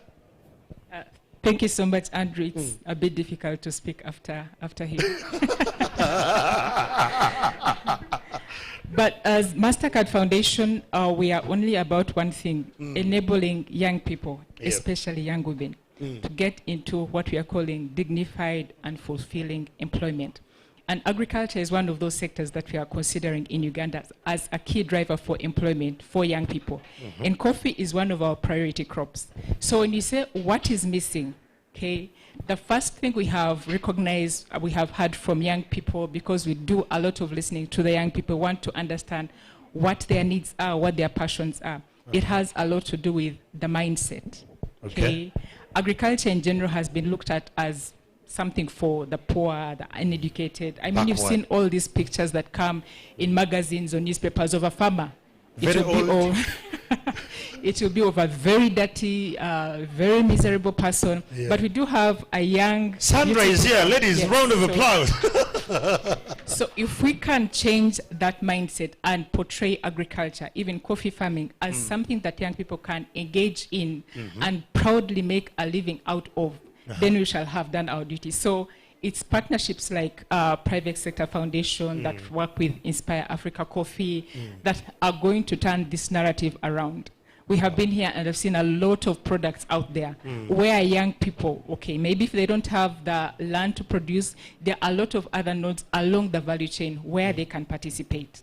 Okay, wow. So there are a lot of opportunities out there for young people to engage in agriculture, to engage in coffee production, to engage in coffee, other nodes along the entire value chain. So in terms of what is missing are those models that can portray that agriculture can actually be attractive, that coffee farming can actually be attractive and actually put money in the pockets of young people. Wow. Yeah. Thank you so much, MasterCard. Coming to the Minister, Sandra, you could sanitize the mic and then we hear government speaking now. This is Honorable Evelyn Anita. She's youthful. She has traveled around the globe and we're sure she has our answers. Honorable, what strategic investments are there for the youth today that are available by the government that can amplify the coffee value chain? Oh, thank you very much for that question. But probably before I answer that question, I just want to commend Nelson for starting Inspire Africa Coffee. Congratulations. Yeah. You are an inspiration to the young people. When I was just touring through your facility, the Coffee City, I was very, very inspired. But I was, again, more confident and happy on my side as government that you are not by yourself. Government is already working with you. So we need to, for starters, recognize that through Private Sector Foundation. And I thank Nelson for acknowledging that, because so many of us do not actually recognize the interventions of government in our businesses, in all our endeavors. But I want to thank Nelson that you recognize government support through Private Sector Foundation, and that's why Private Sector Foundation is here as the Uganda Investment Authority. You invited government because you know that you've been given the support and you have the enabling environment. So for starters, what is one young people would call a tiring speech, which is that the government provides the enabling environment. The first enabling environment is peace and security, but many young people would not like to hear that. They think it's a given, just like God gave us oxygen to breathe. It's not a given. If you think that it's a given, just go to South Sudan and see what is happening there. Yes. Then you'll appreciate that actually the government of Uganda gives that enabling environment. But away from that, just to answer your questions directly, our president started this campaign of first of all taking our coffee, first of all increasing the bags that we sell to the world. Initially, the figures were very, very low. We're talking about 3.5 million bags of 60 kg that we were exporting. When he started this initiative of which we called Coffee Roadmap, and he decided to get Operation Wealth Creation to go out there and distribute seedlings. And Sandra here will attest to this, that she's a beneficiary of getting the seedlings to be able to plant it. And so OWC, which really upheld the president's directive of distributing seedlings, it saw our coffee bags that we're having grown out to the 7 million bags that they're talking about. Although it is very, very low, we are just talking about getting only 559.6 million worth US dollars for the 6 million or the 7 million bags that we sell. But I learned from Nelson here, and I really would like to listen to Nelson more, because Nelson and the farmer here are here today to inspire more other farmers and add the value, add the voice to the voice of His Excellency the President for many other Ugandans to come. Because when you hear it from a political voice and you're hearing, okay, it's President Museveni, you're like, oh, that is NRM speaking. Now we are speaking without political colors. We are speaking money. Yes. And as you know, money does not have any political party. It is for everyone. So I really I hear you. So I really would like to first take the parties out of this, because through the party lines and the party leadership, we have been able to grow the bags to 7 million and get Uganda 559.26 million US dollars. Now we want to hear the private sector, young people like Nelson and young people like Sandra, telling us the value. And this is why I was very excited to come here. Honorable, and that makes a lot of sense. But you see, Nelson made a very simple math. Any Ugandan out there would be very intrigued. 1 cup per day in US is $1, and they make $300 million per day. As a country, $350 million per day. Where is the gap? Where is government missing the gap? We appreciate for the environment, the conducive environment for living and doing business. We really appreciate it. But where are the gaps where government has failed to possibly support the coffee farmers? Is it at the board level? Is it as an industry that they need leadership, maybe shake up? What do we need to fix as a country to see this from that global perspective? The gap is very, very clear, and it's so glaring. It's right in front of us. It is that we are exporting our coffee beans raw. If you're going to be exporting the beans, the coffee beans, you're just going to fetch, your return on investment will be very low. Now, you have to do value addition. Now, the value addition that he is already talking about, he's talking about this coffee, the one, just let me hold my own coffee, Inspire Africa coffee, he's called it Juicer. Now, he's done value addition on this. The coffee that he's talking about, the Americans selling in a tune of? Say it's $5. Per day. You can imagine. They're not selling the coffee beans. We are selling coffee beans, but they're selling the processed coffee.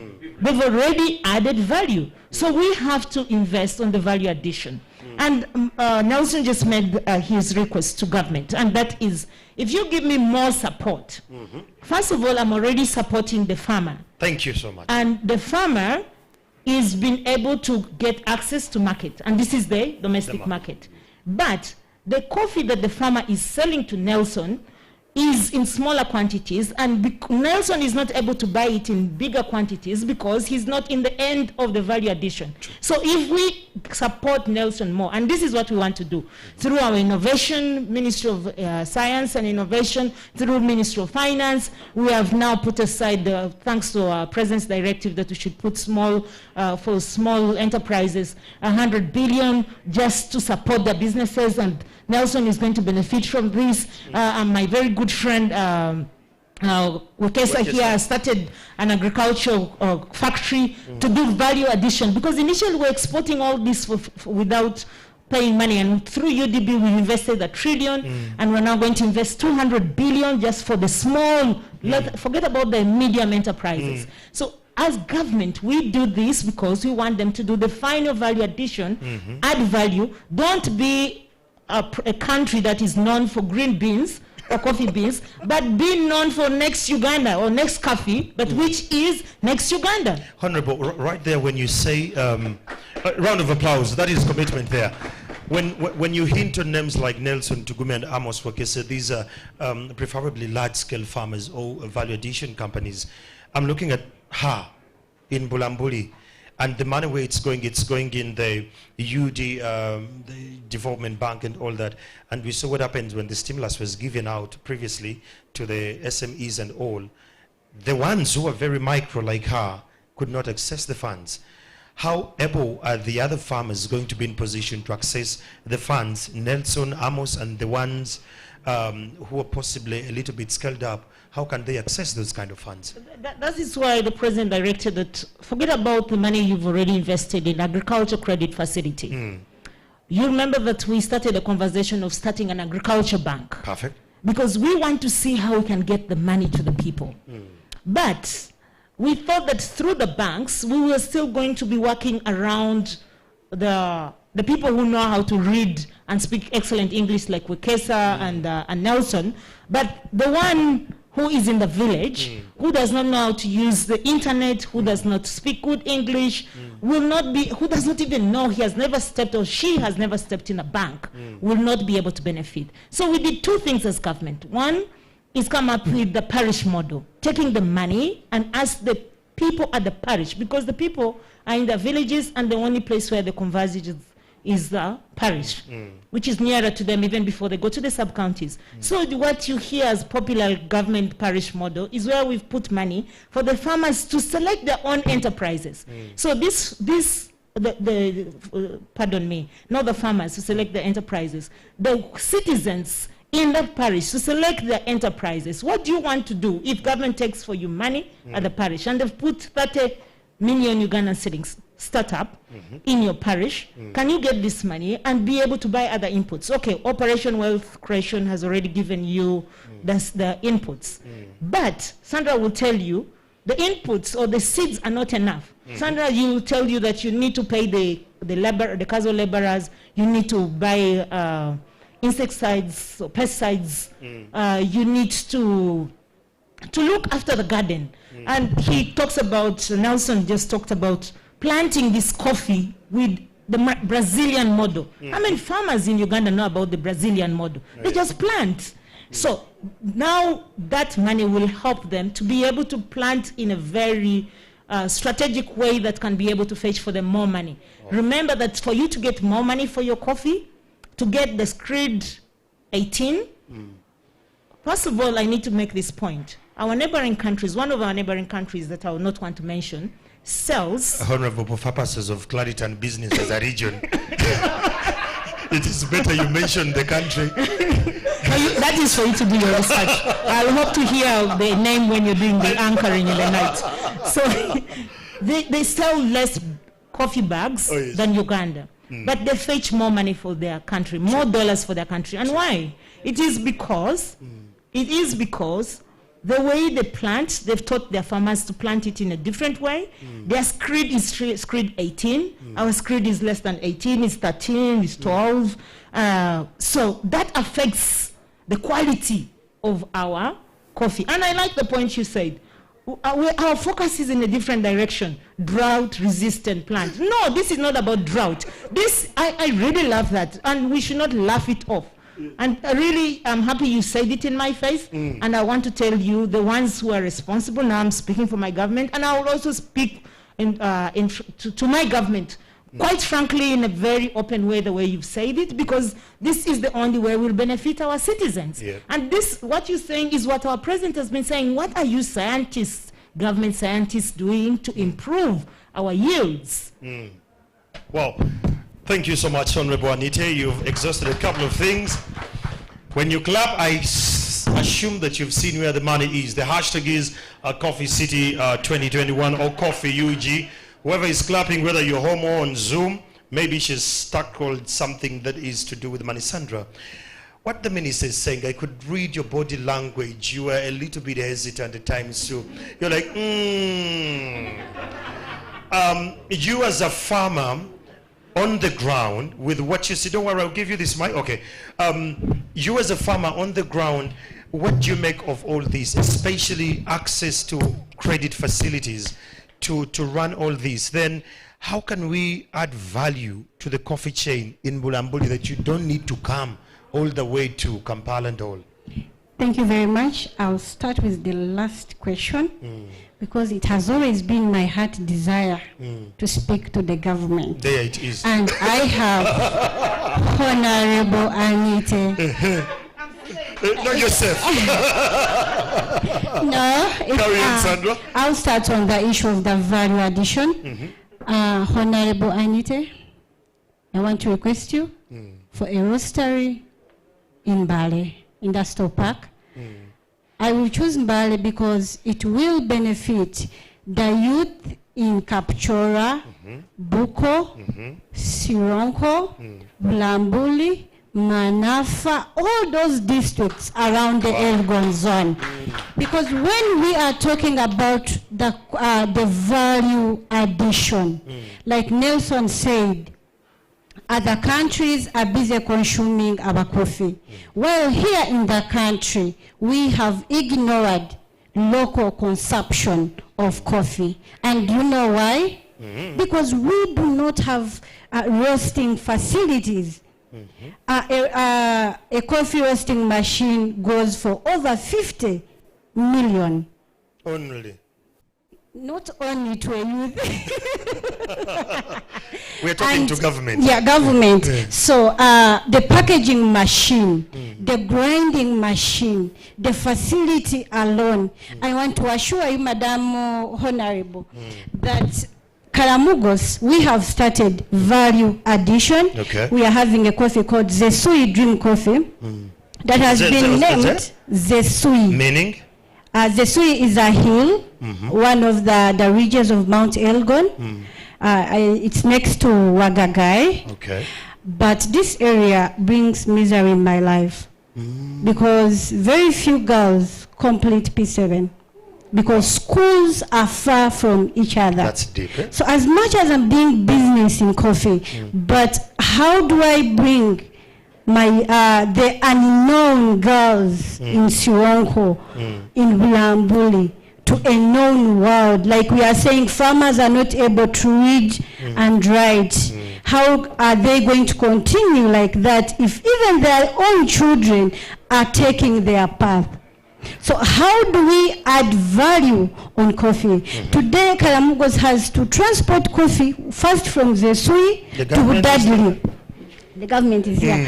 From Zesui to Budadli, to Busita, where I'm doing all the processing. And then from How many there, kilometers are those? Those are about 15 kilometers. And sometimes this coffee is carried on the back or on the head. All those kilometers. So the transport alone, the transport cost incurred from the farm to a processing unit is already big. And then after drying the coffee, Sandra has to carry the coffee either using YY coaches or a taxi from Budadli. I have to carry coffee up to Churad.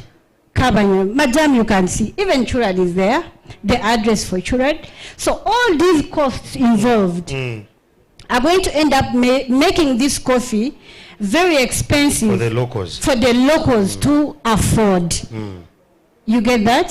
So it is one of the reasons I think that most young people who would have loved to tap into the roasting, packaging and distribution, because we have so many hotels in Uganda.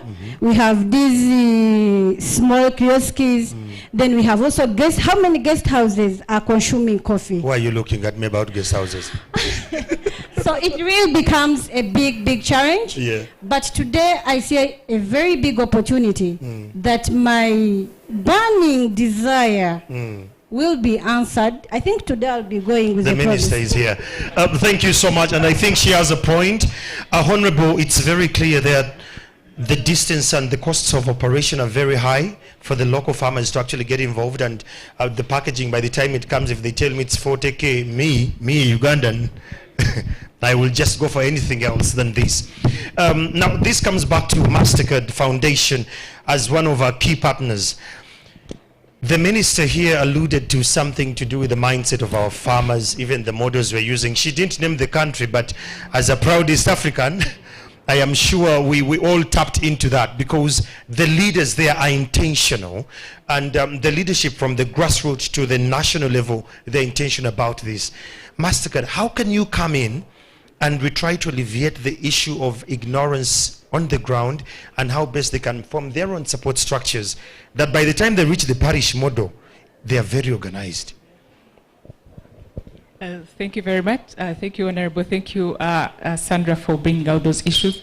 So at the foundation, we work with different partners.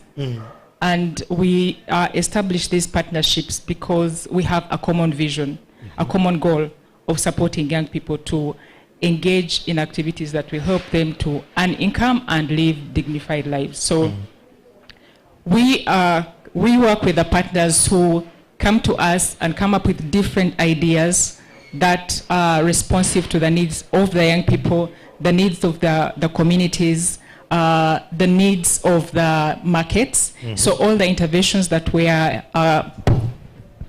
involved in, right from skills development, access to finance, access to business development services, and a whole host of things that young people need to engage in: production, marketing, value addition. All those are things that we have our eye on. And so how do we do this? How do we make sure that we are reaching the people on the grassroots?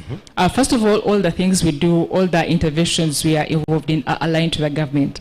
And so when the parish development model came up, we were very excited about it.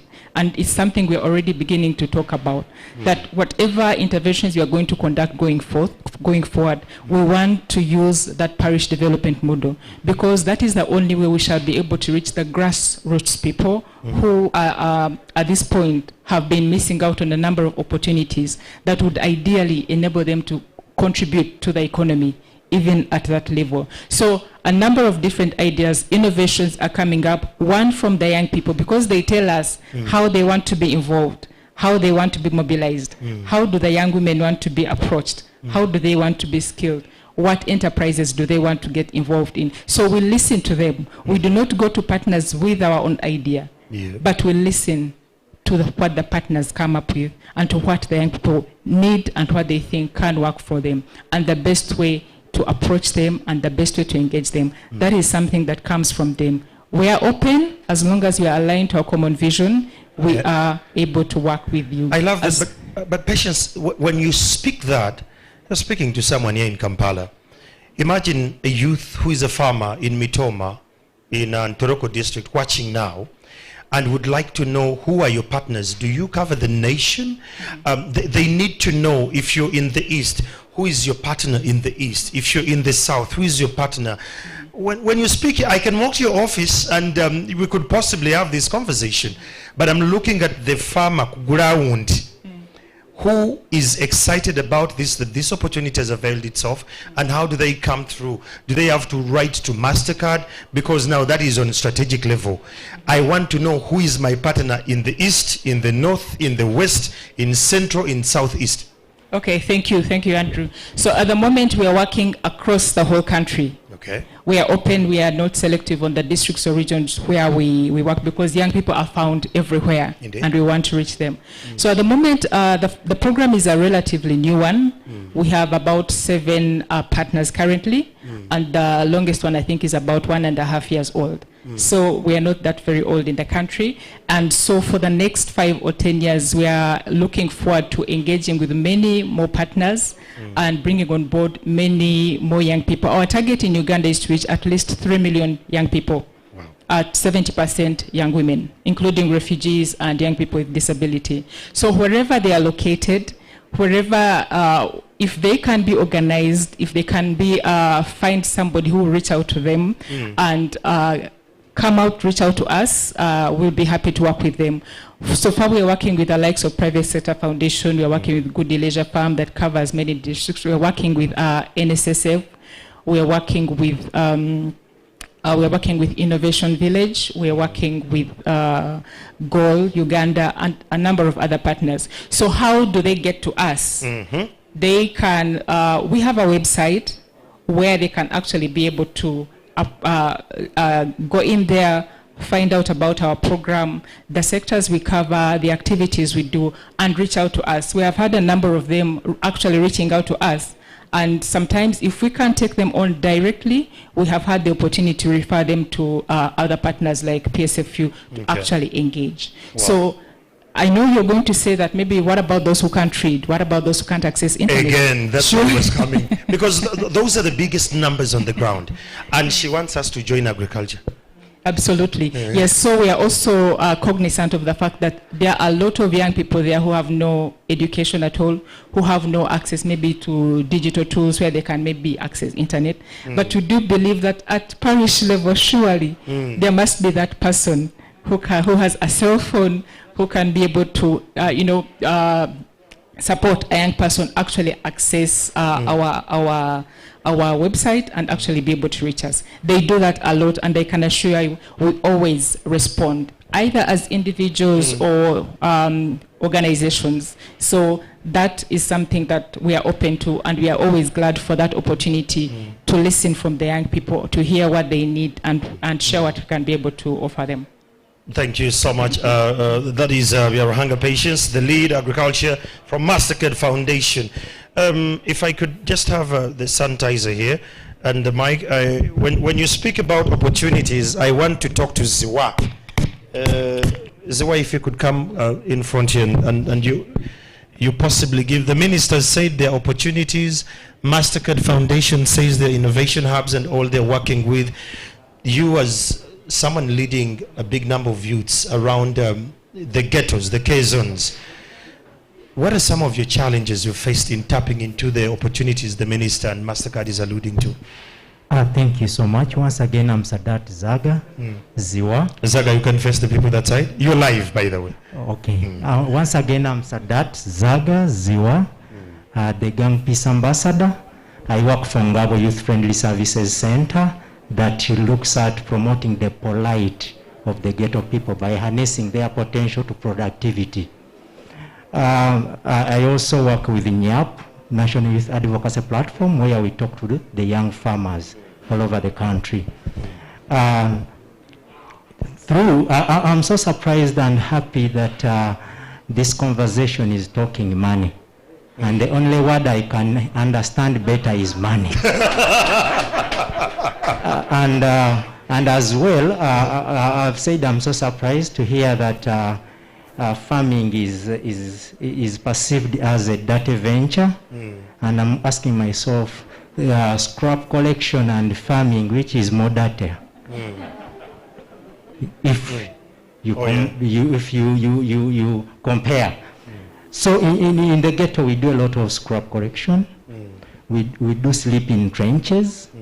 And I think farming is not as dirty as sleeping in the trench. So for purposes of so time? For the purposes of time, I would like to know and appreciate the entire processes that government is undertaking to ensure that, yes, we can join the value chain. But one of the biggest challenges we have in the ghetto is defining who we are before we even get the opportunity. By the virtue that you've stepped into an office, they describe you by the looks, by the hair, the panties, and everything. And we are muntu wa wansi. We don't matter. Yet, when I listen to these conversations, I'm seeing a lot of potential for us to tap into, because if I have the money, I can go to the villages and get that raw coffee, then do it in Kampala, find some the ways of drying it and everything. Nelson, is it? I can still do it, though I'm in the ghetto. So what are those intended programs for the government? I know, Honorable, you were once a youth leader. She's still youthful. She's leading us in investment. Yeah, actually. So what are those intended programs and investment opportunity that you have for the people, for example, in the case, then those processes? So what are those swift programs and opportunities do you have for us as ghetto? Honorable, you can respond to that as we're finalizing with the broadcast on the other side. First of all, I'm very happy to meet you. And I learned that you lead over 20,000 young people. Yeah. I actually did visit one of those K-zones that you talk about. And the K-zone that I visited is the Kamocha. And the truth is, I think everyone who has a decent office or who has a decent earning has to go and see what my brother here, what's his name again? Ziwa Zaga is talking about. They live in a very, very sorry state. It is true that the situation there is very, very appalling. And the people who live in those ghettos are not just people from let's say, Kampala. They're from all over Uganda. I did actually experience in those ghettos that we as government have to do something for them.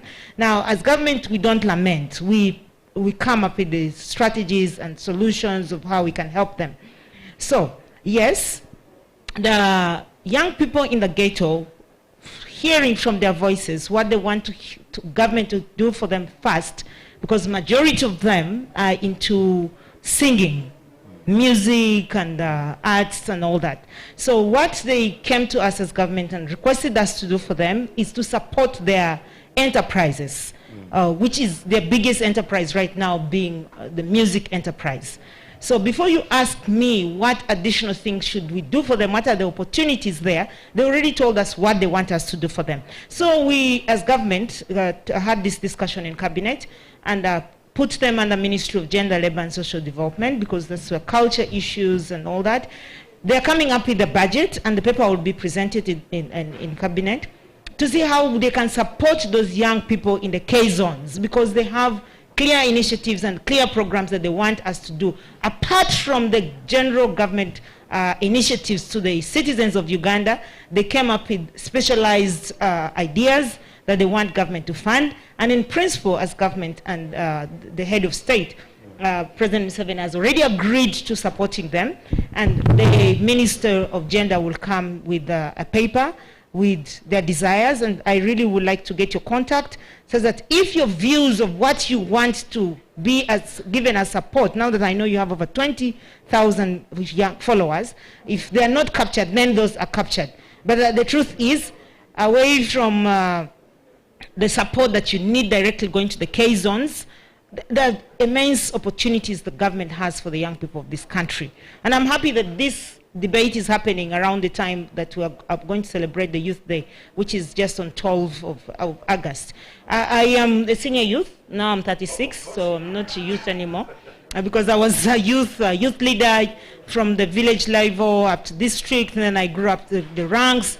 And the government supported me to becoming a youth minister, now Minister of Investment in Finance. Finance, we're talking about finance. So I want to tell you that there are so many opportunities for the young people here in this country. We even have funds through the youth ministry that we give to the young people separate. And 60% of our initiatives that we have as government and our programs, we say we must target the young people. Not only giving the young people jobs in boards, which has come as our policy now, and giving young people jobs in ministries, departments, and agencies.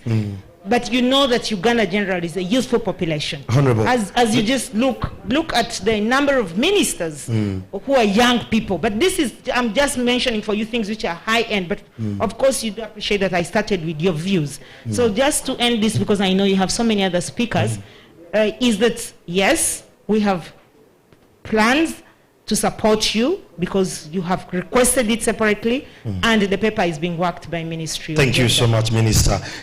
We give that a round of applause to all those in the ghettos. Those ones watching online, allow me just get two questions. Chegombe Jumia says that thank you so much, Honorable Impiji, and thanks for this conversation. My question to the Honorable Minister, how do we beat the paperwork? We have ideas, but the issue that has been highlighted, sign here, then can we equally talk about the corruption at the parish levels where you write proposals and they have to get a kickback off the money they are giving you? These are youths in the parish model now.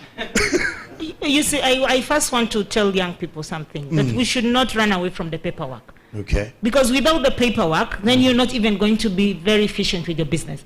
I want you'll give the microphone to him to tell you how he's been able to be a successful business person. If you don't do record keeping, there's no way your business is going to thrive. How will you know your input, expenses vis-a-vis profit? You will not know. So let us not run away from the paperwork. Okay. Sign here is a must.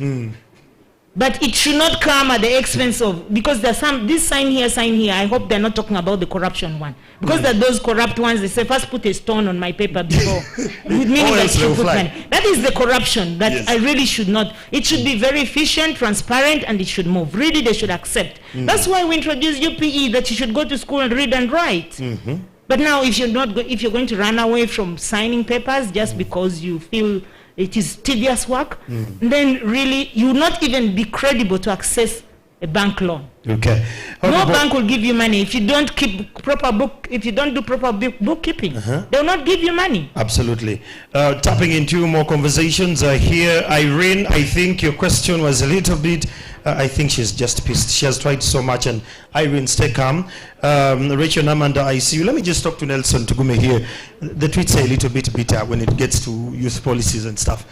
Let's talk coffee, and I'll respond to those ones a little later. I appreciate their bitterness. Let's keep the tweets calm, and we will get into the conversation. Nelson, when the minister speaks about this vis-a-vis what Sandra and the patients allude to, we need to know who are our competitors in the value chain of coffee and how do we beat them. Now that we have MasterCard, PSFU, and the other sponsors and partners who can actually go on the grassroots and have a mindset shift for our people, the support of the government. Now, how do we beat our competitors? But Kwanza, who are our competitors now? Andrew, before our competitors, allow me to say thanks to Honorable Anita. Oh, yes. Having allowed to come and visit us at the Coffee City. MasterCard Foundation, PSFU. This is a great key or engine to this innovation that you're seeing today. And I want to tell all of you viewers that the Coffee City is not for Inspire Africa, for Nelson, it is for Sandra. It's for that farmer. It's for that person out there. And that's why today, to me, it's a great day for me as a person, but also for the Coffee City, that we have a Ugandan hub, a Ugandan coffee hub today that will bring us at the conversation. And I would quickly even say that the best innovation ever happened in the world happened on a cup of coffee. Not on a bottle of beer, not on a whiskey, but on a cup of coffee. We meet on a cup of coffee. Thank you. And therefore, when you say, who are our competitors? We are our own competitors. Coffee City is here, and the next thing you're doing on Twitter is bashing it.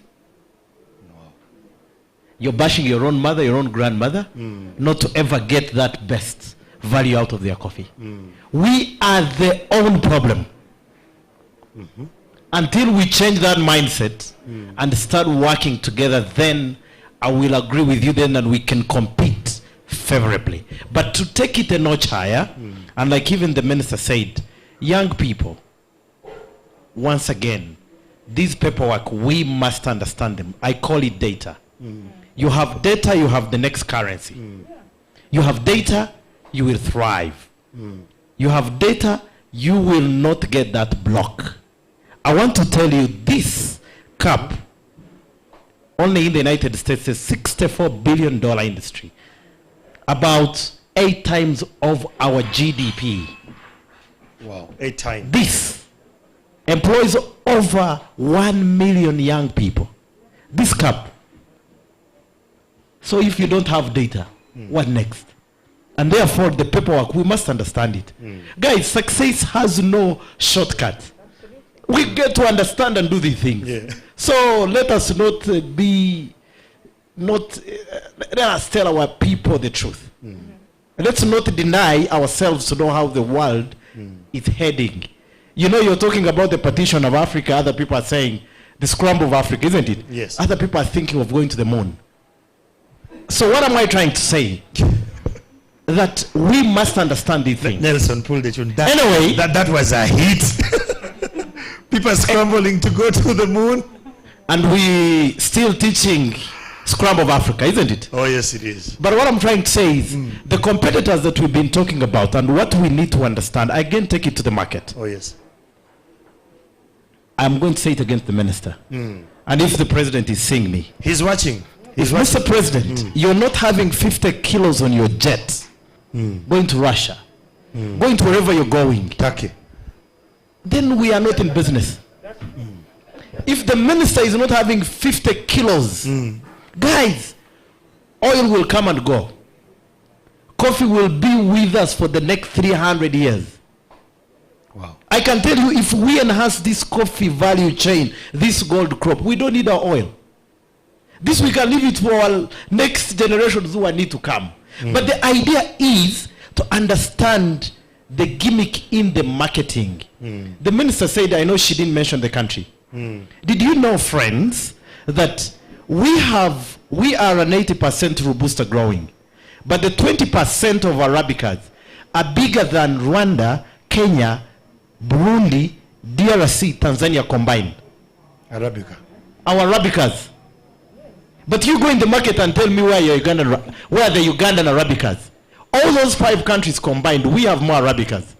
Let me tell you, let me give you the next thing. Uganda has the best Robustas in the world. If you go on Google, and we're going to be doing the next cupping. When you're cupping coffee, you use what you call protocols, or those papers you see cup testers use. Do you know what is there? There is a Ugandan flag. All over the world, all those protocols use. They were done here. I've been telling the Italians and everyone, we are your source.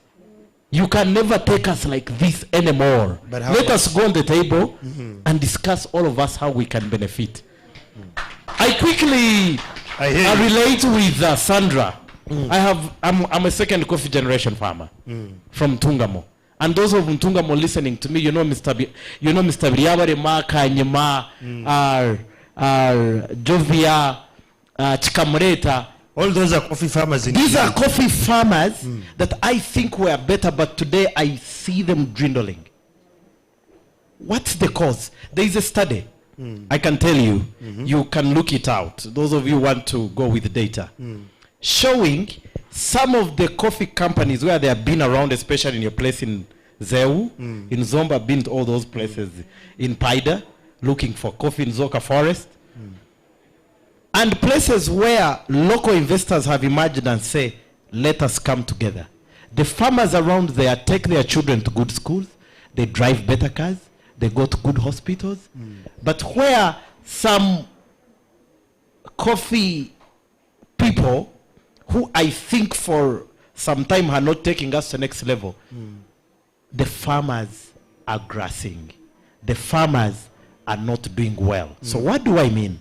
Until, like she said, our farmers start understanding coffee from the cup. When my mother got born again out of her coffee being rained on, maybe 15 years ago, my mother used to leave her coffee and pick the beans and the millet when it's about to rain. But now she understands, oh, this is a beverage. Oh, yeah. Isn't it? And that's why we're going further ahead and say, can we change this mindset? I know most ladies looking at me. They're saying, what are you talking about? When we take coffee, we get dry. You've heard about that myth. I don't want to go there, Nelson. Okay, I don't want us to go there, but I'm saying that's why we're going into variation of cosmetic. So if you can't drink it, we drink it through the foot massage. And that is adding value addition, creating jobs, adding value on our kilo of coffee. I could tell you the numbers, since this is about a meeting of money. You know, let's talk figures. It's about money, isn't it? A farmer right now, she will tell you she gets from Robusta, gets 4,200. Isn't it? But when I bring it and roast it and do a few things, I sell it to a hotel at 35,000 shillings. That's almost 7 times. You see how the value Goes and up. the jobs you're creating and the taxes for the country? But when I also a little add more and sell it in the cup, we're selling this cup at 2,000. Isn't it? Do you know what that means? In 1 cup of coffee, we get we get 120 cups. 120 cups times 2,000. That is 240 a kilo. Along the value chain, you're employing another 10. Guys, round of applause. That is money. You understand? So as I conclude, because I know we run out of time. Yes. Let's understand this math. This thing about money is not rocket science. Now, Nelson, with all that you're having, does your leadership in your industry of coffee understand these dynamics? And what are they doing that people like you with this kind of data can be cascaded down to farmers like Sandra in Bulambuli? How do we, because now you have this data, you have the coffee board, you have all these support structures. How do we use them to cascade it down to them? Number one, Honorable Minister, you must start surrounding yourself with businessmen, with people that understand business. I'm happy that at UIA, and I can say this on air, that UIA is going to be the next big thing. They are very digital. That I can tell you. I applied for my investment license and got it in 1 day. Online. That is true. I never gave lunch. This was only online. This was only what? Online. And it wasn't me actually. It was my staff doing that. I was just helping them. Wow. You understand what I mean? I hear you. So, Madam Honorable, I want to say, the moment you start surrounding yourself with people who understand business, you're going to go so much miles. The moment I go to your ministry or to any ministry and they look at me, who is this rogue coming to eat our money? You're making a lot of profit. A United States president is determined on how many companies he has grown and how much profit those companies have made. Oh yeah. But here, when you start making money, it's a sin. My God. Nelson, because Ugandans, Africans, this is not right. It's good to make money, friends. Yes. And let's make it in billions. As long as we are making it in the right way. In the right way. Thank you so much, Nelson. Money makers, thank you so much for the round of applause. But Chamagero, lastly, I want to say thank you so much, Honorable Anite, government. He mentioned about something I think which we take light, peace and security. Yes. We have a coffee farm in the Ik, Karamoja. About 5 years or maybe 7 years, I had stories. People who used to go there, Karamoja would look at your car and want just to target. Just target, not, you understand, you want to target his, see how his gun works. But I've been to Karamoja in the Ik community at 10. No reachable areas, you don't see anyone, even if your car runs out of water or fuel, you sleep. So really, peace and security, me as a business person, I know what that means. If you don't know, you may need to ask me. We won't need to go there. Honorable, thank you so much, Nelson. Honorable, this means a lot. He has alluded to quite a lot of things, and I see Sandra getting smiley because things are coming there. As we're finalizing, for the online people, what is government commitment about innovation? He has tapped something to do with the value addition, but in an innovative way. Our generation is a feel-good generation. I want to innovate something, an app that can bring together all coffee farmers, where they can find their market price, where they can find the right markets, even the right seller, everything coffee on one app. We want to hear what is government saying about this. What can government commit in regards to innovation going forward? Thank you very, very much. When you say that peace and security in Karamoja, I was looking at Godba's hand.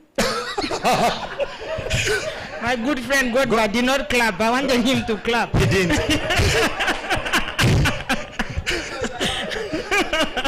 Godba, as a farmer, he appreciates. On the other divide, you will talk.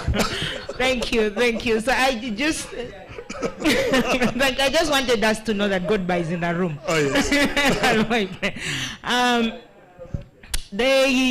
What is government's commitment? As Yes. you know that innovation, we've taken it serious, and thanks to our president, who is visionary, he's looked at this, analyzed it, and decided to have a separate ministry of innovation. Oh, yes.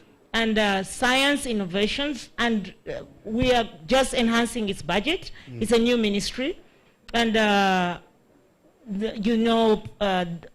Musemero is the minister for science and innovations, and that's where the house is going to be for innovations, and we're supporting them. Okay. And we just have to give them more budget to support innovations. Young Ugandans are very, very intelligent. They have come up with so many innovations. The only thing that we need to do is to give them support. And really, indeed, we've started, and as you might have heard the president talking about supporting the pathogenic economy. And we're looking at the Ugandans who are coming with innovations. And that's why we decided to support the likes of Covidex, Professor Gwang, and Lamwaka in Gulu, among others, Professor Mwaswa. We're supporting all those who come up with innovations, and we support them. And we do not only support them directly, even indirectly. And we give them tax incentives, we give them land incentives. We really have decided to support the young innovators. Because previously they did not have a clear house where they would be able to get their support. But now I want to tell the young person who is watching me now that if you have an innovation, don't hesitate, don't sit on your innovation, just go to Ministry of Science, and the minister responsible is Dr.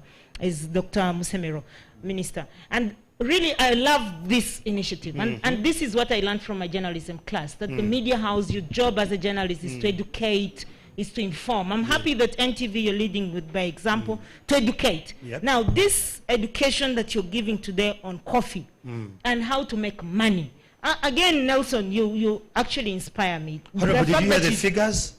The figures that, yes, I had the figures. I had the figures. Yes. And I really would like that next time you invite the Minister of Agriculture, who is also youthful in mind and very young, dynamic gentleman, Honorable Frank, because he will tell you a lot more in his sectors. For me, my focus is how can we then turn the agriculture to value addition and make money. I'm looking at the manufacturing end of it, the value addition, the intel. But there is that farmer like her. Yeah. The minister responsible will tell you more that government is doing through the irrigation schemes, the more of the investment that we put as government there. But for me, I would really like to call upon more of such discussions to go on, and let's make money. I want to tell you, I'm the Minister of Investment, but I'm also an investor, because I decided to go into manufacturing. I manufacture 5 different products. And it's not a sin to make money. Don't say that you should not make money. Actually, the reason why some people fought me and said, no, she must not go back in politics. It's because they saw I'm becoming rich at a younger age. Oh, yes. I have a business. I learned from my good friend, Wekesa, that there's money in the hospitality industry. I ventured in the hospitality industry. Then from hospitality industry, I said, no, why don't I add value on our palm oil? Oh, yes. And I'm making laundry bar soap. Why don't we add value on our shea butter? I make body Vaseline. And I'm very happy to see that now you're even making other byproducts from coffee. So this is what we should do, and this is the language you should speak as young people. It's not a lot of money. It's not rocket science to start manufacturing. We used to think that this is manufacturing is for the white-colored skinned people, the Indians, the Chinese. No. I am happy that Ugandans have now understood, and I want to tell you as government, we are deliberate, we support local investors, and I am here as the minister responsible. We give land. Wekesa will attest. And he's proud because he didn't steal the land. Oh, yes. And if you were out there and you're watching and you want to get land from government to start your business, come, we will give it to you. Wow. If you want an incentive, tax incentive, your plant and machinery, you want to bring it in the country. My sister here is talking about plant and machinery that she has to invest 50 billion. Yes. Actually, we can support you, direct you to private sector foundation to get for you a grant. Wow. And the ED private sector foundation is here. You'll get the money. Wow. Because government has invested. This is government now speaking. I hear you. Thank you. Well, for those watching us on NTV, I really want to thank you so much. This conversation is still ongoing. My friends in the Zoom, please stay in the Zoom. We're still having this conversation. But for purposes of online, rather on TV, we're going to stop here. This is a very great conversation. It's a Coffee City Conversation, Symposium 2021, powered by MasterCard Foundation. We have a Private Sector Foundation. We have the Uganda Investment Authority. We have the Inspire Africa. But not forgetting you, the key stakeholders, the farmer. Make money, don't look at money as a sin. So those ones watching on air will let you go for now. You can join the beat. And those on the beat, I'm grateful that you're having your coffee courtesy of Inspire Africa. Have a coffee. We all struck deals on a cup of coffee, not on a bottle. Catch you next time. Back to my audience here. We're having a very good conversation. We have left the ones online and they're following now on Zoom. We have questions here. I'm going to request if I could have an usher here, someone to help me. Someone from Inspire Africa. We're going to have the microphone. Honorable, these were the questions we had possibly prepared to get answers, but there are questions within the audience. I'm grateful Amos Wekesa got land through the right channels. That one is not credible. Godba has a question to the minister about investment. Those ones with questions, you raise your hand, you tell us your name, and after you tell us your name, you can ask your question. I request that let us be respectful and brief and concise. Godba, good to see you, Elder. Please. Thank you very much, Mr. Chamagero. Yes. Thank you very much, Minister, for those remarks and the panelists. Let me start by appreciating the peace and security brought by the government. That comes from Godba. Please help me clap for Godba. Let's clap for Godba. Yeah, but on a serious note, I mean, I'm really personally grateful to Nelson and colleagues at Inspire Africa and the sponsors, MasterCard and Private Sector Foundation, UIA, for getting this to happen. Because quite often, I come from the civil society. I'm now venturing into business. In civil society, we do a lot of workshops, but I think these are the real workshops. These should be the workshops. So I think this is really an opportunity for us. Secondly, Minister Nitse, I really want to challenge you again. Yeah, that one of my biggest frustrations is when, because most of you on the government side, it is very easy. I was whispering to Bills here and saying, I think sometimes maybe it is not even difficult to be in government and speak for it, because you see, a minister will come and say, this problem. No, we discussed in the cabinet, we are writing a paper, we are thinking of a budget, and I'm like, okay, but man, we've been here. 60 years independent. I keep on arguing and saying, Africa, we are not impatient enough. Yeah? We are not impatient enough. You know, we are patient. It's like when you miss this Sunday, there is another Sunday. But this one has gone, and it will never come back. So I want to challenge, especially the young tax, the young fishermen and fisherwomen in cabinet. You need to help us to shift the conversation from the comfort zone of government. Yeah? You need to help us, because for you, Anita, I can talk to you as a colleague. And when I talk to you as a colleague, it doesn't mean I don't respect you. No, because I can challenge you because you are a colleague. We are peers, so I can say, there you have not told the truth. Yeah. So I want to challenge you with the team that you have there to say we can shift from the comfort zones of explaining away problems and deal with. No, we need to have solutions. I ventured into coffee farming not about 4 years ago. When I wanted to increase I now have probably about 15 acres of coffee. I am planning to plant at least 5,000 seedlings this planting season. But when some of the things that that intrigue me, because I come into this as a practitioner, as a policy analyst, as someone who has helped the government to develop policies. So when I wanted to plant more coffee, I applied for coffee seedlings from UCDA. Then I wrote a letter, because my person in Ntungamo said, write a letter. Then nobody responded. Yeah? Then I kept on asking. I said, so I asked the colleague, I said, but how do I get coffee from UCDA? The guy said, no, but instead of going to UCDA, you could go to the very place where coffee seedlings are made. That is Chituza. So I drove to Chituza. I reached Chituza, talked to the person there. I said, I need coffee seedlings. The guy said, no, UCDA bought all the coffee seedlings. Yes. Because they buy them for distribution, which is okay. I have no problem with that. Yeah. So when I was stuck, by the way, because you are confronted with the problem of, if I go on the open market and I get any nursery operator, I could end up with counterfeit seedlings. That's the crisis that you are dealing with. So when I talk to one of my colleagues, he says, no, I have the number of the managing director of UCDA. Yeah?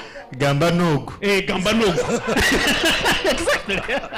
Yeah, because this is a true story. And I'm not begrudging anybody. I'm just sharing this so that Minister Anita and others understand the complications.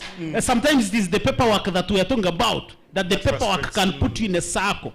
So I picked my phone, called the MD. Now I can tell you, my sister there and many other young people, including in the ghetto, they don't have the leverage of calling the MD of UCDA. True.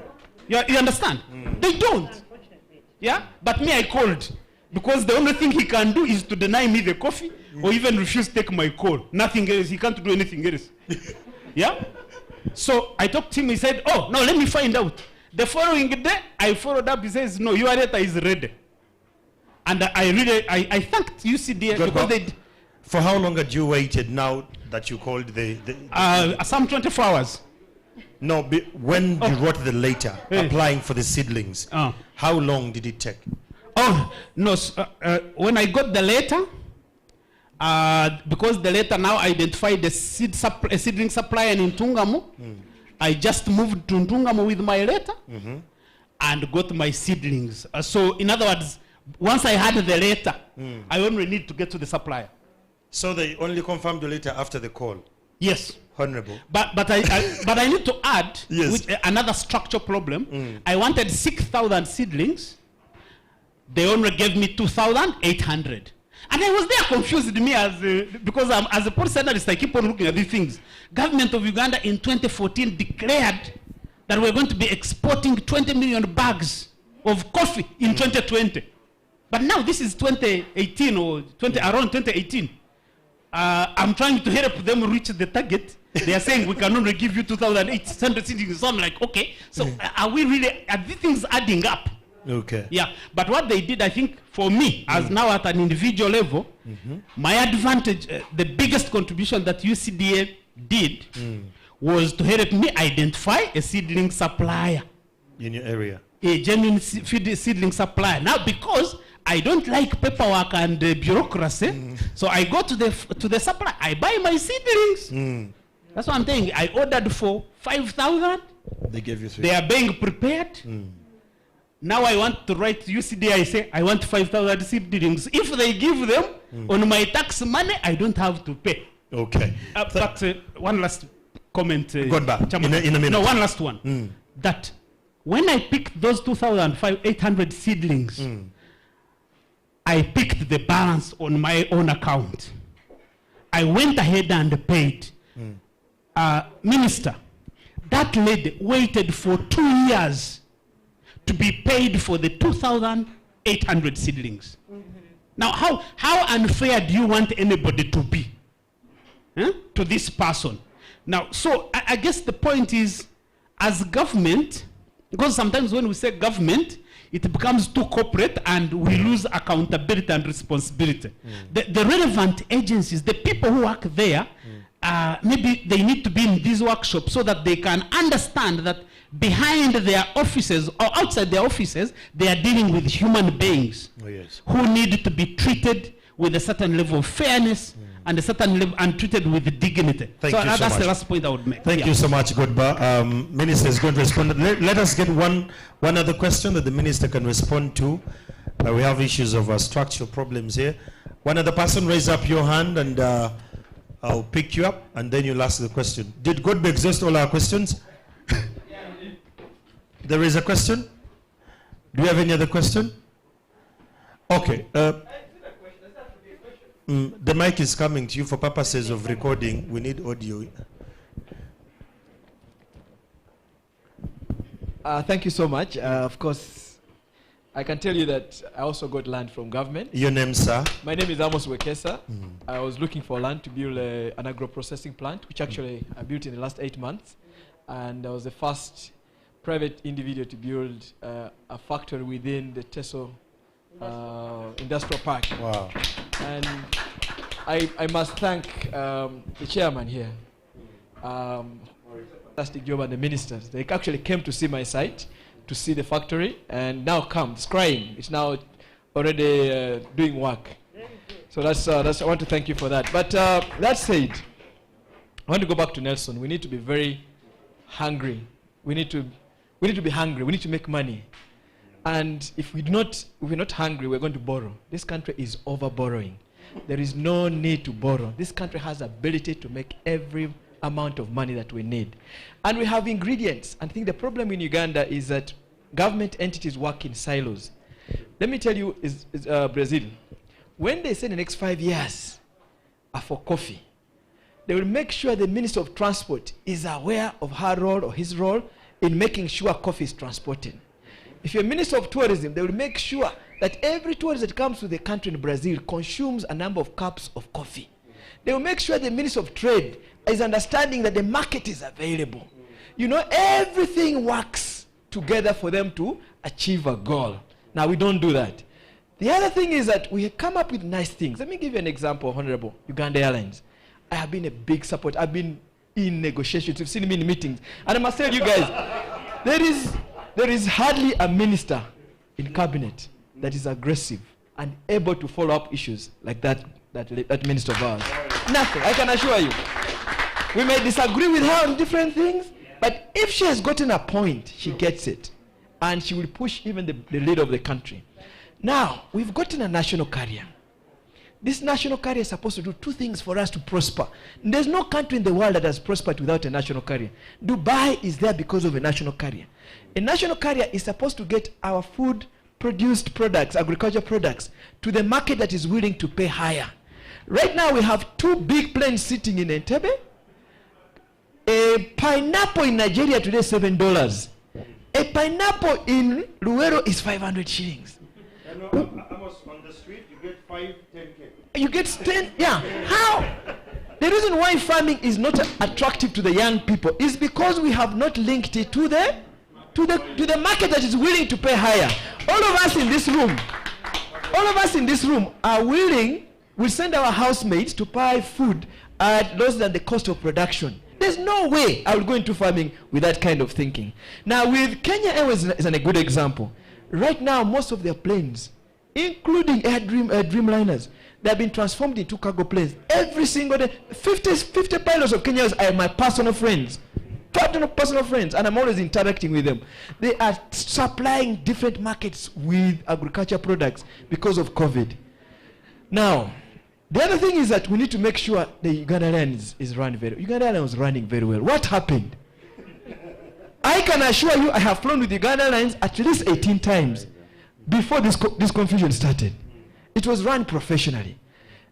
About 12 of those 18 times, I was delivered on the destination 30 minutes before time. There was a great service on Uganda Airline. Every time, anyone who follows me on Facebook, I was sharing about it. I started mobilizing Kenya, even motocross teams. I said, when you're coming from Kenya, you Kenyans fly with Uganda Airlines. And they did. Now, what is happening? This is a business. And it's also supposed to bring, I will not go ahead with this. Thank you so much. That should be the last one. That one there should be the last one. The minister responds, and then we can possibly wrap up. My name is Nwabine Daniel. I am Deputy Director at KCCA, Public and Corporate Affairs. I bring my apologies from our Executive Director and the Deputy who didn't make it. We had council, we had all these things going on. We have a challenge as a city. We have vendors. Most of you have seen the NMT, the non-motorized way, full of vendors. We have youths in our jails. If you look at the average age of the youths in jails of Kampala, it's about 24, 25. Sad. While here I have seen Inspire having a cup. We need coffee shops. We need all the coffee farmers to link the village to the city. And I think platforms like this, before we even go to the European market or the American market, there is no one in the city of Kampala, honored or humble, that does not take a cup of tea or chikomando or have an escort. You know, when you're taking escort, you must have what to drink that escort with. So if we can have the coffee farmers, like I've seen the sections in the display. I've seen Simon, I've seen in the city. You will have trouble with the road mayor. So we appeal to the private sector that let's mobilize together. Instead of going to China and bringing clothes here for the vendors, let's at least have the pain of a coffee trader. Let's at least have the pain of a coffee shop somewhere, and we deal with the garbage. That is better garbage to deal with. But as KCCA, we're in full support. And if this is the progress that we must be impatient for, yes, like Godba said, we are actually impatient to have the private sector join in, and we have a better city and country. Thank you so much. Thank you. Honorable, you can respond to the structural problems from Godba there. Then how do we go about the Gambanogu, in case I'm just a farmer who has no number to the ED? How do we streamline that we can possibly address it? And what happened to Uganda Airlines, your investment? First of all, I want to thank my brother Godba for those the comments he made. Godba, I take your comments in good faith, and for me they are very valid.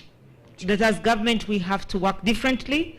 But I just also want to give you assurance that with the government that President Museveni has put in place of fishermen and fisherwomen, you can be sure that things are going to be done differently.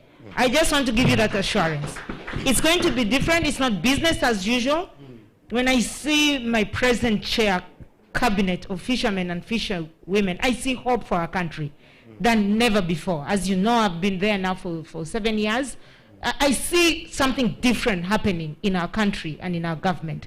And I just want to tell you that he's made the right choices. And as you know, you're very much aware that we're rationalizing government. Some of those issues that you're hearing, agency, UDC, this other agency didn't do a good job. We're rationalizing government, and we want to see efficiency. The major reason why we want to rationalize government is not because we want to save money, but it is because we want to see efficiency in service delivery.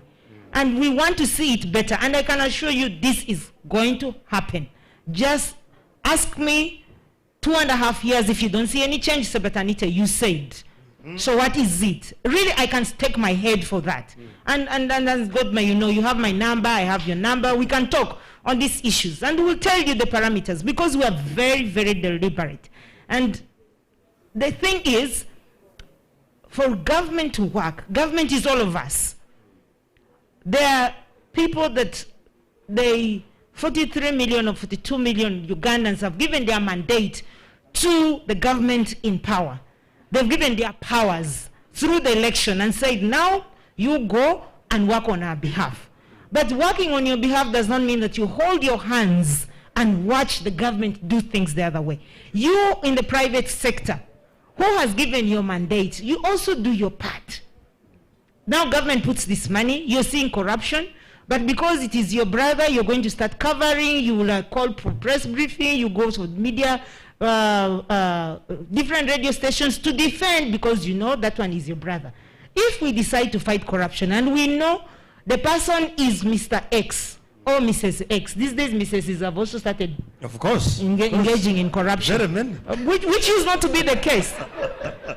Let us all join hands as citizens of the country because the loss is to all of us. True. And not only ask for that person to lose their job, but also ask that person to refund the money to us. Can freeze because there are the issues of I don't know that Ntungambu language you used. Yes, Gambanogu. Gambanogu. Gambanogu. That Gambanogu is actually encouraging corruption. True. Absolutely. True. And really, for Ngambanogu, it can happen for my brother Godba. But this lady here doesn't have my phone number. True. So when you say Ngamba Anite, when will she ever reach Anite? Ever. No, she would not. And let me tell you, we have to make it, to have deliberate actions. For me, I want to take what he has said in good faith, and Godba, you can be sure that I will even take and repeat it in cabinet, repeat it in all forums, that we have to explain things better for our citizens to appreciate. Perfect. Because as government, we invest money in our citizens. The other challenge we have is not explaining it to the latter. Away from the points of Godba to the point of my brother Wekesa. My brother Wekesa, the thing is, it is true, I thank you that you are supporting Buy Uganda, Build Uganda. You fly, you're a very proud citizen. One of our proud citizens. To be a proud Ugandan is Wekesa. And I thank you for flying that flag. You're a very proud Ugandan. And that's why in your tweets, you tweet about everything that you do. And I thank you that you're not also another investor in Uganda whom we gave land to and just decided to sit on the land. And because now, that is will not be Ngambanogu, that is whom do you know? Connectivity. Ngamba is to say, the other one is I know so and so, I will go and tell so and so, it's okay, I'll keep the land. No. I want to thank you that you developed the land. Because there are so many Ugandans whom we give the land and they don't develop. And so really we are on a move of withdrawing those lands. And for me, I don't miss my words. I am here for a mission. The mission is to make sure that my generation benefits from this government. Wow. And we must benefit. Now, to the question you put directly to me, what happened to Uganda Airline? What happened to Uganda Airline? We were happy with the efficiency. We were happy with but the issue was corruption. And I know that the minister is responsible. Fear to say this, because you see, if you say that there is corruption and so is corrupt, be sure that the relative of so and so will call you and say, you, we shall come for you. Oh, yes. And indeed they will come for you. If you're a political leader like me, they will come for you, they'll wait for you at the time of politics and hit your head. They will fight you and you will not know what has hit you, but because you mentioned a corrupt act. Now the issue there was corruption, investigated. As you know, the head of state doesn't just act on rumors. He took his time, investigated all the agencies that are responsible for investigation when they did that, and therefore they arrived at the actions that they took. Now, if you, I'm happy that you're also on the investors roundtable. You will ask the president directly. He will give you the clear points. I don't have the facts of how much money they stole, when did they steal. I don't have that. But all I do know is that it was an act of corruption. The business was not making profit. It was not about just flying the flag. If you wanted to fly the flag, you can tie it on a tree and just wave it like this. We wanted to fly our flag and make money because we bought, this is one investment that we made as a country using the taxpayers' money of Uganda. The Ugandan taxpayers got their money through the responsibility that they gave, entrusted in government. Government picked the money of the Ugandan taxpayer, bought those planes. So the Ugandan is waiting for return on investment.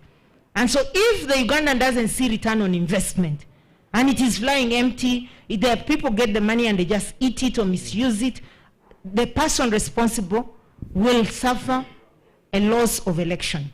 And that is why that person decided to take that action. But for more information, when we have the investors roundtable soon, I will give the microphone to you and give you the opportunity to ask the question. Thank you, sir. And I finally, I know that this is the last time I'm having the microphone. Yeah, no, it's not the last time. Amos, make sure you tweet what comes from that forum for us on the outside. Ladies and gentlemen, let's clap for the Honorable Minister here. She has answered some of our questions, and before we actually finalize this, I'm going to request some of our key partners to give us a word or two. I will start with PSFU. I don't know how best I can thank PSFU at all levels, from the district levels. I find people who say PSFU has actually pushed their agenda of fighting poverty to a whole new level.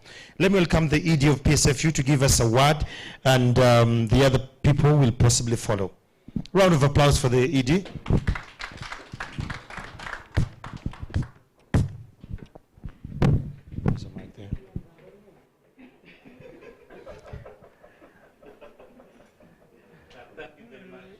Is the mic on for the ED? Please sit. Thank you very much, Andrew. Honorable Minister, I would like first of all to thank you for coming back to the Ministry of Investments. I think we really see a lot of energy in the Ministry. And we thank you very much for the officers that you have really put. I want to thank the Chairman, Morrison, and the ED of UIA. I think we really feel that we are now having a very strong team that is driving investment in Uganda. Our partners, MasterCard Foundation, Patience and your colleagues, our partner, Inspire Africa, or call it Coffee City, our good friend Sandra. It's so nice to see you today. Ladies and gentlemen, I think there is no better way to demonstrate what PSFU has learned over time in enterprise development than what we have seen here today. I think there are so many stories that have been told about the problems of the country, the problems of unemployment, the problems of companies stagnating because they are not growing, and so on and so forth. The lack of a market. Sometimes they're told there is a market here, then the other side is, you are not able to supply. I think what we have seen today typified exactly what we think should happen in the country. In other words, have organized production led by markets. I agree entirely with Nelson. Let's understand the markets first, then organize production, and then we shall have a successful enterprise, a successful economy. So I thank you very much, Nelson, for having put up this innovation, this kind of intervention. For us as PSFU, it answers the many questions that we've had. The questions of how do we build our enterprises? How do we ensure that these enterprises, when they grow, they are able to generate jobs? How do we ensure that the people they are working with are able, they are given the capacity not only to be able to supply you with coffee, but also to have an open mind, to have an entrepreneurial mind that can take up opportunities in their communities. This intervention here at Coffee City, which we actually are proud with the support of MasterCard Foundation to be associated with, is planning and has already started, we have already started seeing fruits, to bring about 3,150 job opportunities to young people, and the majority of them are going to be women. We have seen some of them here, employment to the young people that we have in guiding and the motivating and facilitating investment is very, very, very important. And we know what you can do as a government. We've cried about, not cried actually, we've talked about a number of things which you know of, Honorable Anite, local content. We like to see our companies and the young people taking opportunity in the many contracts that you are giving out, so that it is able to support them, get the markets, generate jobs, and have incomes and they fend for themselves. So the local content law is kind of stuck. We will rely on you, Honorable Minister, to whisper to His Excellency to have this sorted and agreed so that it can continue supporting what we have called organized markets. Our calculation at PSFU is that if at all you ever gave on all the construction contracts that we issue out, if you ever offered local content opportunities to Ugandans, people operating business in Uganda, just 40% of that, you'll get taxes worth $2 billion in a year. I can give you that calculation, madam. We know it. It can support so many jobs going forward. So we request you to help on that. The other thing you have seen, Honorable Minister, we are working with so many young people. The young people have been, they are so enthusiastic, they are so passionate. Look at Sarah. Look at the others that we've been seeing in the various stalls. We tend to think that they'll find their the entrepreneur, they'll be able to make it anyway. I think that is true, but they should also be helped. We also see, we see a situation, I was asked one time, and I'm going to ask you and the rest of the colleagues from UIA, if I'm going to invest $50,000 and beyond, I'll have an investment incentive. But what about if I'm investing 50 million is about $12,000? Is there an investment incentive there? Maybe it is not there. But for us as PSFU, what we think is, and we're encouraging you to join us, to ensure that government creates what we have called a startup policy and then a law afterwards out of that policy. Because the startups are mainly made by young people. Everything is stacked against them. They need some form of environment that can help them to prosper. So we'll come to you and your colleagues. We hope that you'll support us to ensure that we have a startup policy and thereafter a law. There, if we do that, we are very sure that what the foundation came to support us with to create 3 million jobs over the next 10 years, we can even do 20. Absolutely. So I thank you very much for the invitation, and I would like to retaliate that to Nelson and the business people and the young people here, that we are there for you as PSFU. Don't be worried. Come to our offices. get to our social media platforms, get to our websites, get in touch with us. We are available and we are there to support you. Thank you so So much. I thank you very much. That is a private sector foundation. By the way, your response on Twitter and WhatsApp, it's very fast. I want to thank you for that. You're coming second to National Water. But so far, so good. I really want to appreciate you on that. Then allow me, Honorable Minister, to thank the Uganda Investment Authority for your portal.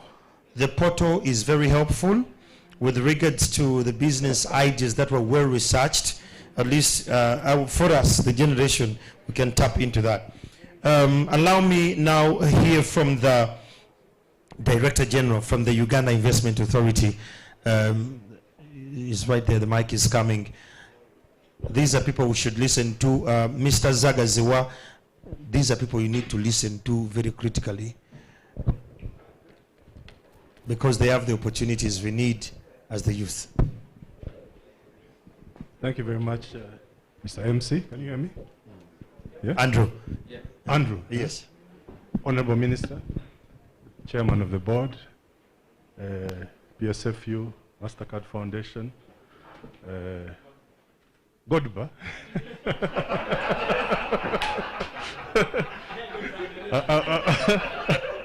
Rest. Ladies and gentlemen, I was quite inspired when I walked through that gate today. Come through and just see young people, fully young people. Wherever you are taking us around, everyone was a young person, very passionate about coffee, very passionate about what they were doing, passionate about innovation. And you know, our statistic is very clear in Uganda. Huge part of our population, over 80%, are in the agriculture sector. More than 50% are young people. You've made agriculture, I don't use another word, sexy. Let's use that. Huh? You can make a living out of it. Huh? And what I found interesting there is one of the issues is to organize that market. And I think that is what you continue to face. So that product that you keep getting, the coffee, the one they pick, is consistent quality. So I thank you for thinking about that, being able to organize the market to do that. And I think now we should have more focus on supporting you to complete the whole value chain of coffee in this country. Wow. Complete it. Wow. Yes, we gave you a license quickly in one day. But since I came to UIA, thank you, Honorable Minister. Oh, yes. We should not waste time giving licenses to our domestic investors. One day is okay. I target if the information is there, why should it wait? Should get out that same 1 hour, 2 hours. And we also know that most of our clients, which we call our local investors, some of them might not be speaking English properly, be able to write, fill our forms. Well, that should not be a barrier for you to get a license in UIA. We are looking at the money you're going to invest in this country. We shall help you do that business plan. We shall support you to get onto that manufacturing value chain. But beyond that, now that you've got the license, that's not where we stop. We shouldn't stop there, Honorable Minister. Tugume, is your name, isn't it? Yes, Nelson. We should not stop there. The issue is we should support you now to survive as a business. Now I know if someone comes to our office looking for a coffee investor, someone who is anchored in the coffee sector here in Uganda, I send them to you. But can we match you, we match them. Can we be able to build the capacity of most of our local entrepreneurs to be able to be ready to start working with a key international investor that wants to match up with someone here? So you are here, but we need to do that for many others, such that it also makes it more attractive as an investment destination. If someone doesn't need to come and try and understand, how do I pick coffee from the farmer? I just want to start making the Nescafe in Uganda and exporting. So he deals with you who has organized the market. So why shouldn't we do that and support you to do that? And beyond that, which is part of our aftercare role, it's in our interest to ensure you survive and become a global player. So we shall do that. Count on UIA to support you really to grow and transcend the markets in the region and globally. Then the other thing also is, I worked in Ethiopia before I came here. The coffee culture, drinking coffee in the country. Over 3 million bags a year of just coffee, local consumption of coffee. There's also an opportunity here. So when Ugandans don't drink a lot of coffee, that's an opportunity, isn't it, for a market to sell and drink coffee here. So please, I'm very happy that you are taking coffee to the people. I saw your cart that I think you said you were in the taxi park with a coffee machine. Please go ahead doing that. Let people, there is also a market here locally to drink coffee. So thank you for organizing that market. Again, we should be able to support you to do that. So really, the focus on domestic investment is very important. As we go to become a middle-income country, we have to bring our people along, our local investors along. We can only do that when we have a very core cohort of strong manufacturers, businessmen in Uganda, and not the ones importing. And let's I hear you.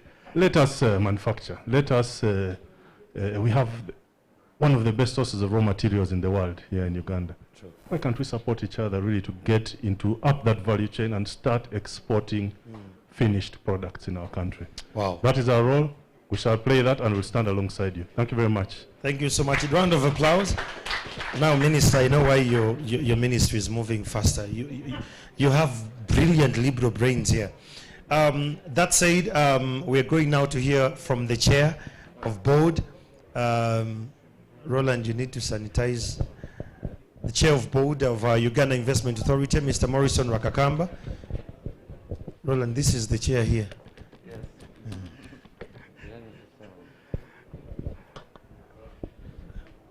I would stand. Oh, yeah. Because if I don't face Godba, you're not sure. It can be a problem. He may throw a word that can come like a stone. So the Honorable Minister of Finance, in charge of privatization and investment, our investor, Nelson Tugume Owarwe, the Executive Director of Private Sector Foundation, Senior Director from the MasterCard Foundation,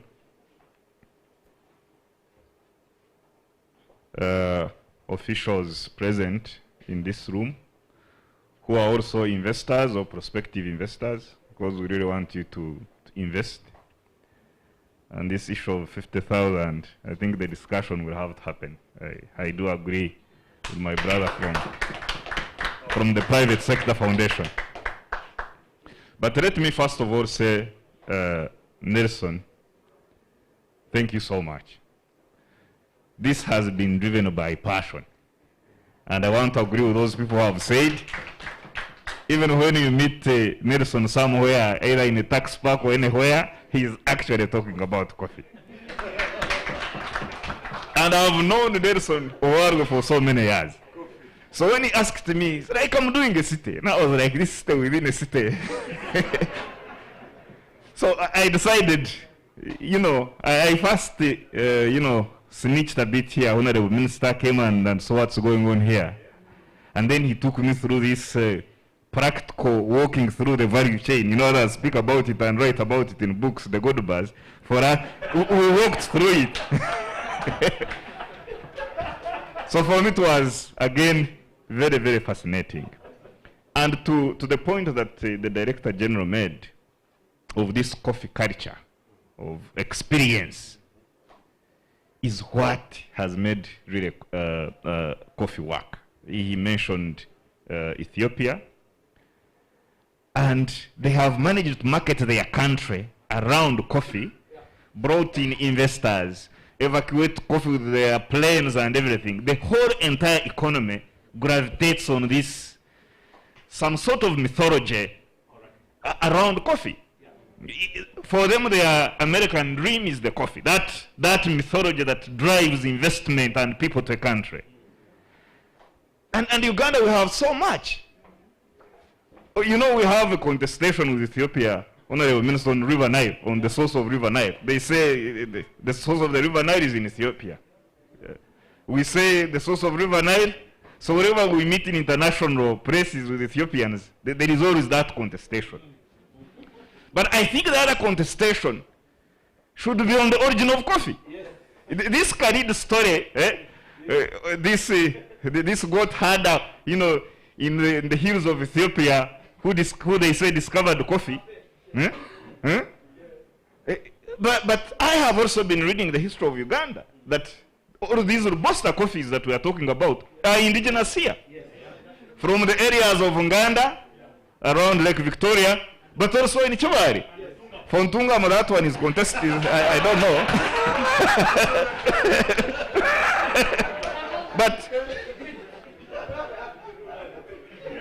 But this story, this culture, this idea of coffee also being from here, being discovered from here, we have to tell it. And this innovation park, this coffee city, should be able to tell those stories. And I'm happy that you have started. You know? So that's extremely very important. Then broadly, from the investment perspective, we are seeing a lot of interest, by the way, at Uganda Investment Authority for both local investors and foreign investors planning and applying to set up coffee processing plants in this country. It's a very, very interesting trend line. I see pharmaceuticals, many people who are trying to do pharmaceuticals here, but also coffee processing. Then the other one is edible oils, because edible oils, I think I was speaking to Wekesa, East Africa alone imports every year, East Africa, $5 billion in edible oil products. So the market for edible oils and the capacity we have as a country to actually leverage that is so much. So the opportunities are there, and I believe that Uganda Investment Authority, working with the private sector foundation, who I know as the best advocates for business in this country, we must work together to make sure that our people, existing investors and prospective investors, have that information. That's extremely very important. The final piece is that electricity is becoming affordable for manufacturing and industry. We now have a bit of excess capacity which we must evacuate through manufacturing and processing. For some factories, they are already accessing the provision of 4.9 cents USD kilowatt per hour during off-peak. But the discussions are going on to make sure that that is democratized, that even the kiosks and cottage industries can also benefit. And by the way, finally, Chamagero, this coffee city is also talking about innovation technology, but also in manufacturing machinery at a smaller scale. I think, look, that's a wet processor. Yes. And I think that our Katwe people, Uganda Industrial Research, and other people should, some of these machines really can be done. I know that the Honorable Minister mentioned that importing this stuff is now tax-free to make it cheaper. But I think at the farm level, if we are talking about the quality now, the quality of the cup, we may want also advance cottaging at the local level and make these machines available. Otherwise, thank you very much. This is exciting. Let me get back and enjoy this coffee. Thank you so much. Round of applause to the chair, board. This is very interesting. It's a very great conversation. I'm starting now to think as a narrative set of this country that we should have this discussion more often on national broadcasting lines than just having them just here. How I wish the powers that be could listen to this. But we have the government here. Before we have Nelson speak, I would like to hear from Patience Biarhanga now. As MasterCard Foundation, I want to hear the commitments. I've had the commitments from the Uganda Investment Authority. I have had the commitment from KCCA. Marchez Nelson has started a city. I'm sure Lukwago, the mayor, won't have an issue with you here. But the placement of the Juza booths because they come in the morning and they leave in the evening. So they are not there the entire day. So if we could come up with a very good rate, for me as Omuntu Awansi, a former border guy, but now I have a juicer booth. When I put it in Chikubo, how much do I pay per day? That is actually affordable. Let's hear from Nelson, or rather from MasterCard Foundation. Where do we go from here? Now that we've had this conversation, the city has been said, the leakages and the unemployment question that is being addressed. MasterCard, what more is coming to the table? Thank you so much, Andrew, and thank you so much. It has been wonderful listening to all of you. So from the foundation side, as I mentioned, we have been in the country for a little bit over 1.5 years.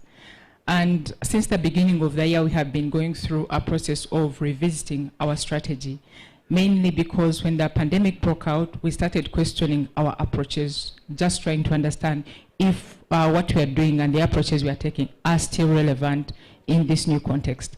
And so at the moment we are concluding our strategy and bringing on board additional sectors, focus on micro, small and medium enterprises, focus on funding avenues, access to finance avenues that are appropriate for things we are talking about, like startups for the young people, young women, people who don't have collateral, what kind of terms and conditions really favor such investments by young people. So that is the direction we are taking, that we are being more responsive based on the learnings we have been able to acquire over the past 1.5 years of implementing and what we are hearing from our partners and more importantly from the young people. And so when we come here and meet people like Nelson, Inspire Africa Coffee, we have just been reading about the reports, and today, Apple, I have to apologize. You've been sharing these reports, and what I see today is really, really encouraging. And for you, Nelson, yes, you have started your coffee city here. You have your target of the young people you want to reach. But my hope and dream is that you do not end up here. Tomorrow I want to hear about maybe another city in, I don't know, Mbale. I don't know if you'll call it a village in Mbale, in Ibarara. Go all over the entire country, promote the consumption of coffee at local level to stimulate the demand. We are with you, as we always say. We shall walk this journey together. We are here, PSFA is here. We are ready to listen to you, to listen to the new innovative ideas you have, and any other that may come up from any of their partners or the other colleagues you may come, meet. You did mention that competition is good. So when you're out there and you meet people in your sector that have wonderful ideas, do send them to us, send them to PSFU, because at the end of the day, we want to build one national success story. We don't want to hear one person making money or a certain group of people making money. All of us want to make money at the same time. So thank you so much for the work you're doing. We are really encouraged by it, and we wish you all the best. And definitely, I see the support from the minister, UIA, all KCCA, everyone is on board, and we are all speaking with one voice. And what I'm hearing is that we are committed to the young people, we are committed to the development of this country. Wow. So this makes us happy, and we are totally aligned to that. Thank you so much. All the young people, we clap so hard. That is very interesting. That is MasterCard. Now let's hear from Equity Bank. Now Equity Bank, we all know the story of Equity Bank, where it comes from in Kenya. They have a very humbling story. They started small and they kept on, scaling and scaling and scaling up to where they are today in the region. And Equity Bank has been one of our key partners in the Coffee City, not only just to fund some projects, but to make sure that financial literacy goes down to the farmers. Now let's hear from the Executive Director from Equity Bank about this particular event. Chairman, thank you for those humble words. Honorable Minister, I'm sitting in for Anthony Chituka. For purposes of archive, I request you come here. Oh, I stand? We have the minister in the background, and let's give him a clap, ladies and gentlemen. For archive purposes, we need this. Okay, I can stand here. Cameras. Yes, sir. The Minister. Honorable Minister, thank you. Perfect. Honorable Minister, our partners, ladies and gentlemen, I stand here.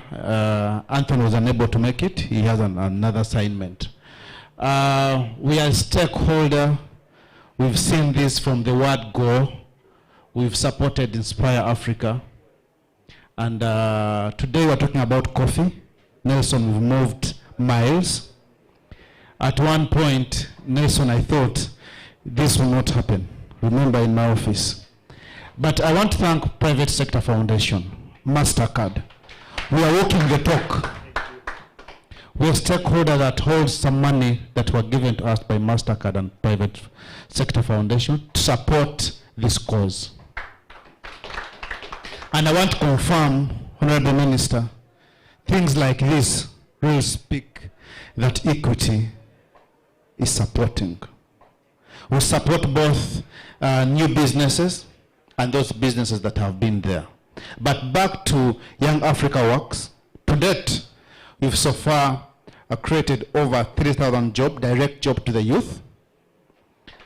We have over 3 lead farms that we're working with. And of course, with money, things have not been good. We've had challenges. Ugandans are known for doing good paper, and products don't move. We've had tough discussions. If you'd accept. There are those that have refused to give the money. We don't want to be questioned, the money that you're given, where did it go? The cause is to create jobs. And the moment we go through your paper and find it worthy, like Inspire Africa, we give you the money. Nelson, you can testify. Okay? And we're all happy because the youth are here and the jobs are being created. My role here at the bank is to support businesses, to ensure that we revamp our economy. Today we're talking about coffee. As the bank, we look at the holistic, all businesses. We're looking at the youth, we're looking at the women. As of today, we registered over 50 groups of women, and we're supporting them. I cannot air out how much money we have, but I can tell you we have a lot of money. We'll be supported by MasterCard because you are the pipe to ensure that the money reaches you and gets to Bulambuli. And businesses move. But we shall keep checking on you. Nelson, I think this is my 3rd time to be here.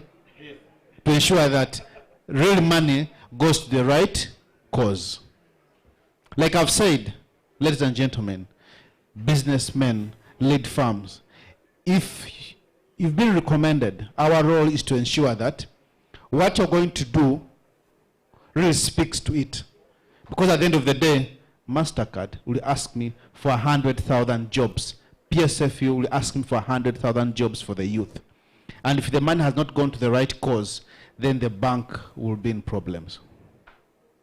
If the money is put to the right cause, I can assure you can have 100 and thousands of people like Nelson with passion, who speaks about coffee like his own bone marrow. I like that, Nelson. Okay? So we shall support you. MasterCard and PSFU, we are committed to support and shall keep supporting. This money has to go to the right cause. For us as the bank, we are targeting to create over 500,000 jobs, over and above the target that they gave us. We are directly supporting the youth all over. Currently, we have over 43 brick and mortar branches, but we have over 5,000 agency points. Those agency points are run by the youth. Those small banks that you see along the road, on the shops, are run by the youth. We have over 150,000 youth in those small shops. So for us, we already started the journey before MasterCard and PSFU came to us. So we are supporting and we shall support. Our target is to create over 500,000 jobs, and we ask for more support from MasterCard and PSFU. However, if those challenges come up, we've always had meetings and we've aired them out. For the rest of the team, ladies and gentlemen, please come to us. We shall give you the money and create jobs. That's the only way we can push this country to the middle income. Wow. Thank you, and thank you so very much. Thank you so much. That is Equity Bank. Round of applause to Equity Bank. First time to hear from a bank where they don't tell you open up an account, but they tell you we have the money. Come for the money. We really want to thank Equity Bank. Thank you so much. Now we're going to hear from the CEO of Inspire Africa, Mr. Nelson Tugume. The minister will come in last, but just to emphasize that Sandra here from Bulambuli was discovered through what we call the Rising Woman, an initiative of the Daily Monitor, championing women in the different businesses. And that's where she was discovered. And she's very passionate about it. The biggest thing is that she loves the women to have money in their wallets. We'll give that a round of applause, men who want women to have money. Nelson, we want to know, now we have created a city. MasterCard was very particular about this. This city is in Kampala, making it what it is in Minister's Village. Ziwa's people are going to come here for training. By the way, what happens here is that there are youth who come from the different walks of life in the country, and you find them here, the day one arrival, you're a bit scared because the language, they are organic, if I can use the word. They are very organic country people. But after they are trained, and by the time they leave, they're very much more, unique and very intentional about it. Are we going to have these kind of cities around the country? We understand you have coffee booths around the country, but this kind of innovation, how are you going to scale it up? Is it stopping only here? And what comes after this conversation? Are we just going to stop here? Because me as a journalist, there are commitments that were made on camera here. I have that footage to the minister, to UIA, PSFU, KCC, and the others. But you as the solution giver for this innovation hub, what next? Thank you so much, Andrew. And once again, to our stakeholders for really believing in us. One, Nwabine from KCCA. Let me share a very simple story in 1 minute. In the process, as you must have seen the three-wheeler that we started with 5 years ago, I came in the city, Kampala, and I was frustrated to start this vision. I know it was not under your leadership. I went to northern Uganda and everywhere and came back. Let me try again at post office to put a juicer. If you go to post office, you will see a small thing called Inspire Africa, now going to be mentioned juicer.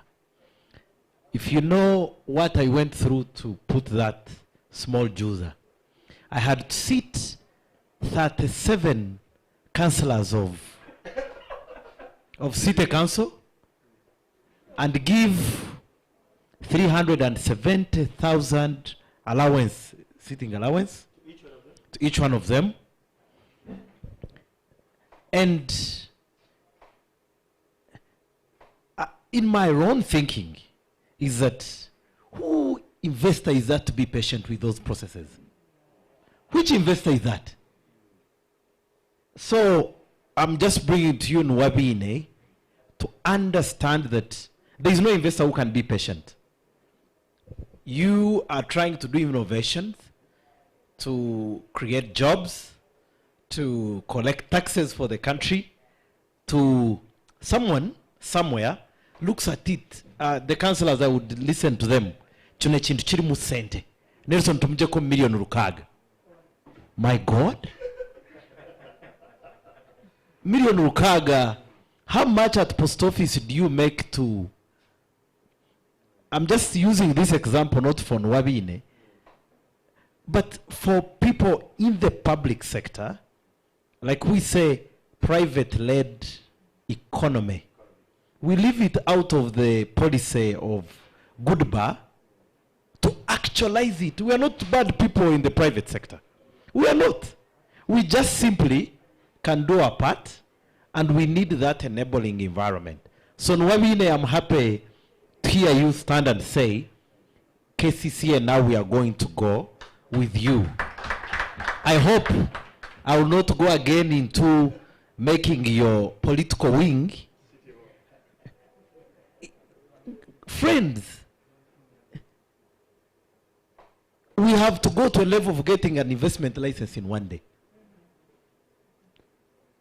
You understand what I mean, Mr. Nwabine? So please take, it's a story that I thought I would start with. But anyway, anyhow, Coffee City, are we going to have more patience? Just in the pipeline, there's a Coffee City model where you have had me talk about much of market. So the Coffee City is your Wall Street solution. But we have another model called the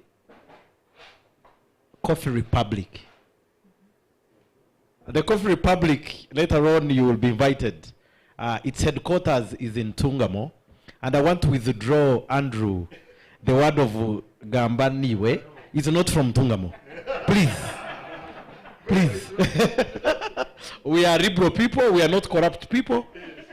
They are likes of goodbye in Tungamo. You understand? So anyway, so I withdraw that's not from Tungamo. Maybe from somewhere else, not in Tungamo. Anyway, we have the Coffee Republic, aligned and well thought through to affect or impact 1 million coffee farmers. And that's why we are investing big. We're investing about $12 million in Tungamo. It's not at the Coffee City, because Coffee City is more of the marketing, the linkages with the Sandras, the other people together to be as one. And that's what I'm happy about. The Coffee Republic is Goodba has 15 acres, but he doesn't have an aggregator. You must have seen an e-kawa somewhere. It's a product of the Coffee City and Inspire Africa. And what we're trying to say, Sandra from Blambuli, can she sell her 40 kilos to the US roaster or a small coffee shop? Her story, I'll tell you, and Zaga Ziwa, if we put that story together with Amos Wekesa, the Americans will buy that kilo of coffee at $100. $100 a kilo. You'll see the Americans cry, oh, how can we help? You tell them $100 per kilo, and they will buy. So how do we tell these stories, but not for ourselves, like how I see most African pastors? These must reach to the farmer. And that's why we have the Coffee Republic model, which I would like to present to the minister as one of my asks one at the Coffee City. Honorable Minister, one is that we have the Coffee International Day happening on the 1st of October. And as you realize, we're reorganizing the sector. Let me say reorganizing, appealing, and let me not put ourselves at that level, appealing and asking the sector that can we do much more than what we've been doing. So on the 1st of October, Honorable Minister, would love you through this, which I'll handle you probably later, to invite the head of state and come and see the new innovations and what young people are doing and what are new transformative things that can happen in the coffee value chain. Honorable Minister, the world spends 32% on cosmetics. The world's money, friends, your 32% of the world's money is spent on cosmetics. You must have heard when you're in the Coffee City, coffee has 96 compounds. Leave alone your veras and shea butter and everything. There are things that you've not heard or known. The coffee has compounds that we can develop this cosmetics product line, and it can give you the money that you can never think of. And those are some of the transformative that would love to see the president and others that you've seen by yourself, Honorable Minister. The other one is the juicer. We have, through actually the Equity Bank and MasterCard arrangement, we've already built those 100 juicers, and they're already here and ready to be deployed. Would like the president to launch them on the Coffee International Day. But also go ahead and launch a transaction from Bulambuli, maybe to Mexico or Europe, live. You know, a small farmer from nowhere, live a transaction, you know, happening on our e-cow platform, and we see the president and these two people agree, sign a check, and money enter the account through the platform of Equity Bank that we have. So that is a one ask, Honorable Minister. The other ask, Honorable Minister, would ask you, as you've already mentioned, we believe this is a strategic intervention that the country needs to look at. In terms of, we could be about passions today. Morrison and I have this thinking that probably Mark Zuckerberg, Google, Apple, if they couldn't find this environment that they found, maybe they couldn't be the people who they are today. Today we may be small, talking about $2 million, $5 million. But if I believe that this innovation is supported at the government level as a strategic investment, we're talking about the Coffee Republic, which has been thought through, by the way, by a great team at Inspire Africa, which I think we need to really give a hand clap. Thought through consultants, the Good Bar, MasterCard Foundation, to see how do we affect 1 million or impact 1 million coffee farmers. Those are the through e-cow platforms. So this is big, huge thinking, and we think once the government takes it up, and I already have gotten tips from Amos that once you get it, you will make it happen. So I hope you've got it. I'll make sure I'll make sure that I'm on you, that this is treated as a strategic investment intervention. Coffee is not, I'm just a second generation coffee farmer. Goodba could be third. I'm just saying, coffee has been there. And by the way, tell my story, friends. To tell my story quickly. In 1 minute. In 1 minute. Yes. And how I entered the coffee story. My first job was at my mom's shop when I was 8. That's when I started my entrepreneurship classes. My second job was a tax tout or a tax conductor when I was in tertiary school. And therefore I've deep dive in every area that you can think. When people see me, that one is from Tunga, my friend. You got to know how it takes to be and have the skin. So how did I get into this coffee? 5 years ago, I had an opportunity to be at the White House. And I was from China. I had nothing to take to the White House. So Frank, my friend from World Bank, said, let's go to this Ethiopian shop and get some coffee. We didn't expect to get Ugandan coffee. By mistake, there was a Ugandan what? Coffee. Because I think that Ethiopian or someone who was traveling got a pack of Kapchora coffee. We're very excited to find a Kapchora coffee. Of course, now I'm Ugandan and I want to be proud Ugandan. So we bought it. It was 500 grams. You can guess how much I bought it. I bought it $79. Wow. So when I came back, I asked my mom. She stays in Tungamo. Mom, how much do we... I was not a very serious guy in coffee. Though I made some coffee money when I was in primary for some 4 million. Just through... So I asked mom. She says, no, we sell at 4,200. When it goes high, 4.5. 4.5, $79. That's how my mind woke up. And I said, what can I do? And this is where we are today. I thank you. And Honorable Minister, I want to thank you for coming once again, and to all of you who have made it. Thank you. Thank you so much. Thank you so much, Mr. Nelson Tugume. Now we can hear from the minister. A couple of things have been raised here.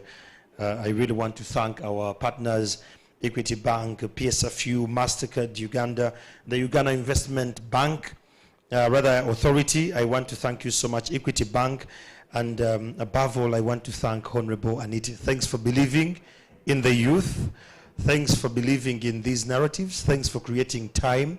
More than 2 hours, you're with us. You've left a lot of work, national duty work, but we're discussing this. And thanks for, being a little bit very comfortable to get opinions at times that are very hot, like Godibas, and you embrace them with harmony and you still push on as a country. What could be your last remarks, Honorable Minister, possibly as you're finalizing this, and maybe commitment as well? Okay, thank you very, very much. My first thanks goes to our host, Nelson. Thank you very, very much. Please let us clap for Nelson. Nelson, you do not only inspire young people, you even inspire people who are not young like me. I'm not young anymore, I'm 36 years, so I don't feel young anymore. Yeah. But I really want to thank you that you inspire us, and I believe that very many people feel so inspired. And also thank you for creating jobs for Ugandans. That said, I want to congratulate MasterCard Foundation, because when you approached me that you wanted to have the launch of Young Africa Works, I did reach out to the president and he graced the occasion. And you promised a number of jobs, and I'm happy that today we're seeing this job. So let us clap for MasterCard Foundation for leading with example. But again, I want to thank you for giving money to Equity Bank. I do know that you also gave money to BRAC. When I move in the communities, I see efficacy of the money that you've given through these agencies, among others. That Equity Bank gave a testimony that they did not have a chance to give here. And I was quite impressed that they have linked Ugandan farmers to the global market. Now, they are talking about 4,000 farmers. And I'm happy that I got to know this through you, and Equity Bank was there, and you digitalized this. And they're saving money with you, as well as now having an opportunity to be able to get access to market. Because access to market is one of our biggest challenges as a country to all those who are actually adding value to our products. I just want to make a commitment, because when I say, I do it. And when I'm alone, I don't care, because I just have to believe what I'm saying. And I'll believe it, and I'll pursue it until I get it. They'll throw stones, but I'll still continue walking. So now I'm making this commitment that yes, I'm going to ask my president to come and do your launch, as you've invited him. And not because I have a lot of influence.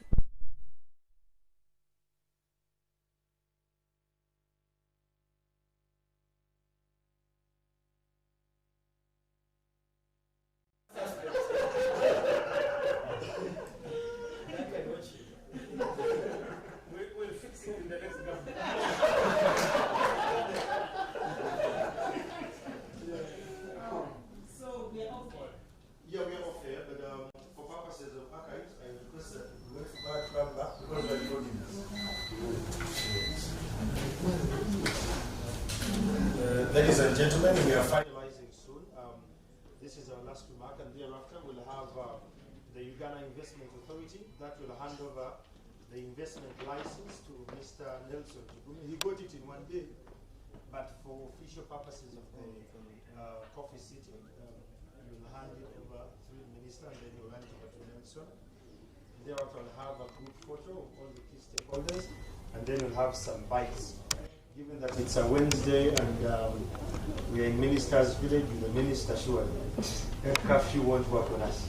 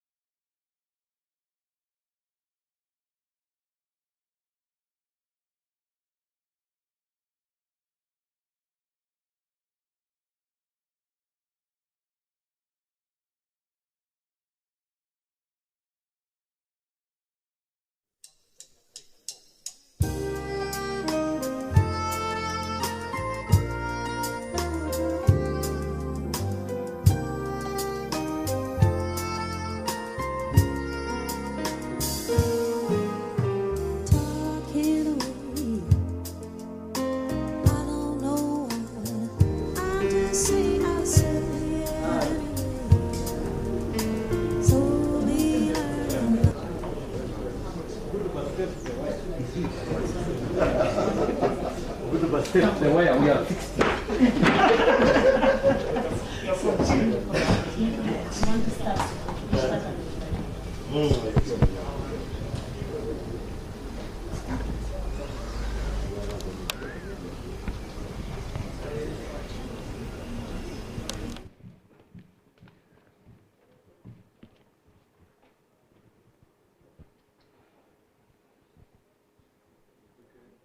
I check one. Okay. Thank you so much. Thanks for your patience, ladies and gentlemen. We are now going to hear from the Minister of State for Investment and Privatization. The commitment to this, the conversation we've had from MasterCard to the Coffee City and the likes of Sandra, and those who have been part of the conversation. Honorable Minister. Thank you very much. I do know that your Nelson has made a request for His Excellency the President to come and have a launch. And I am very sure that the President will be happy.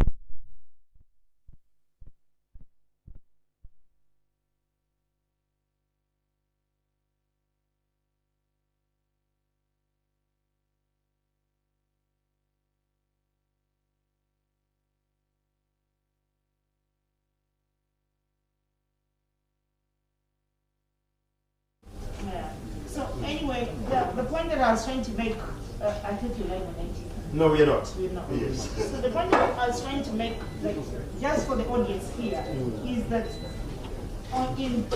some of you might be knowing this. In 2014, our president launched a coffee roadmap. And I did explain earlier on that at the time of the launch of the coffee roadmap, we are talking about 3.5 million bags that we are exporting.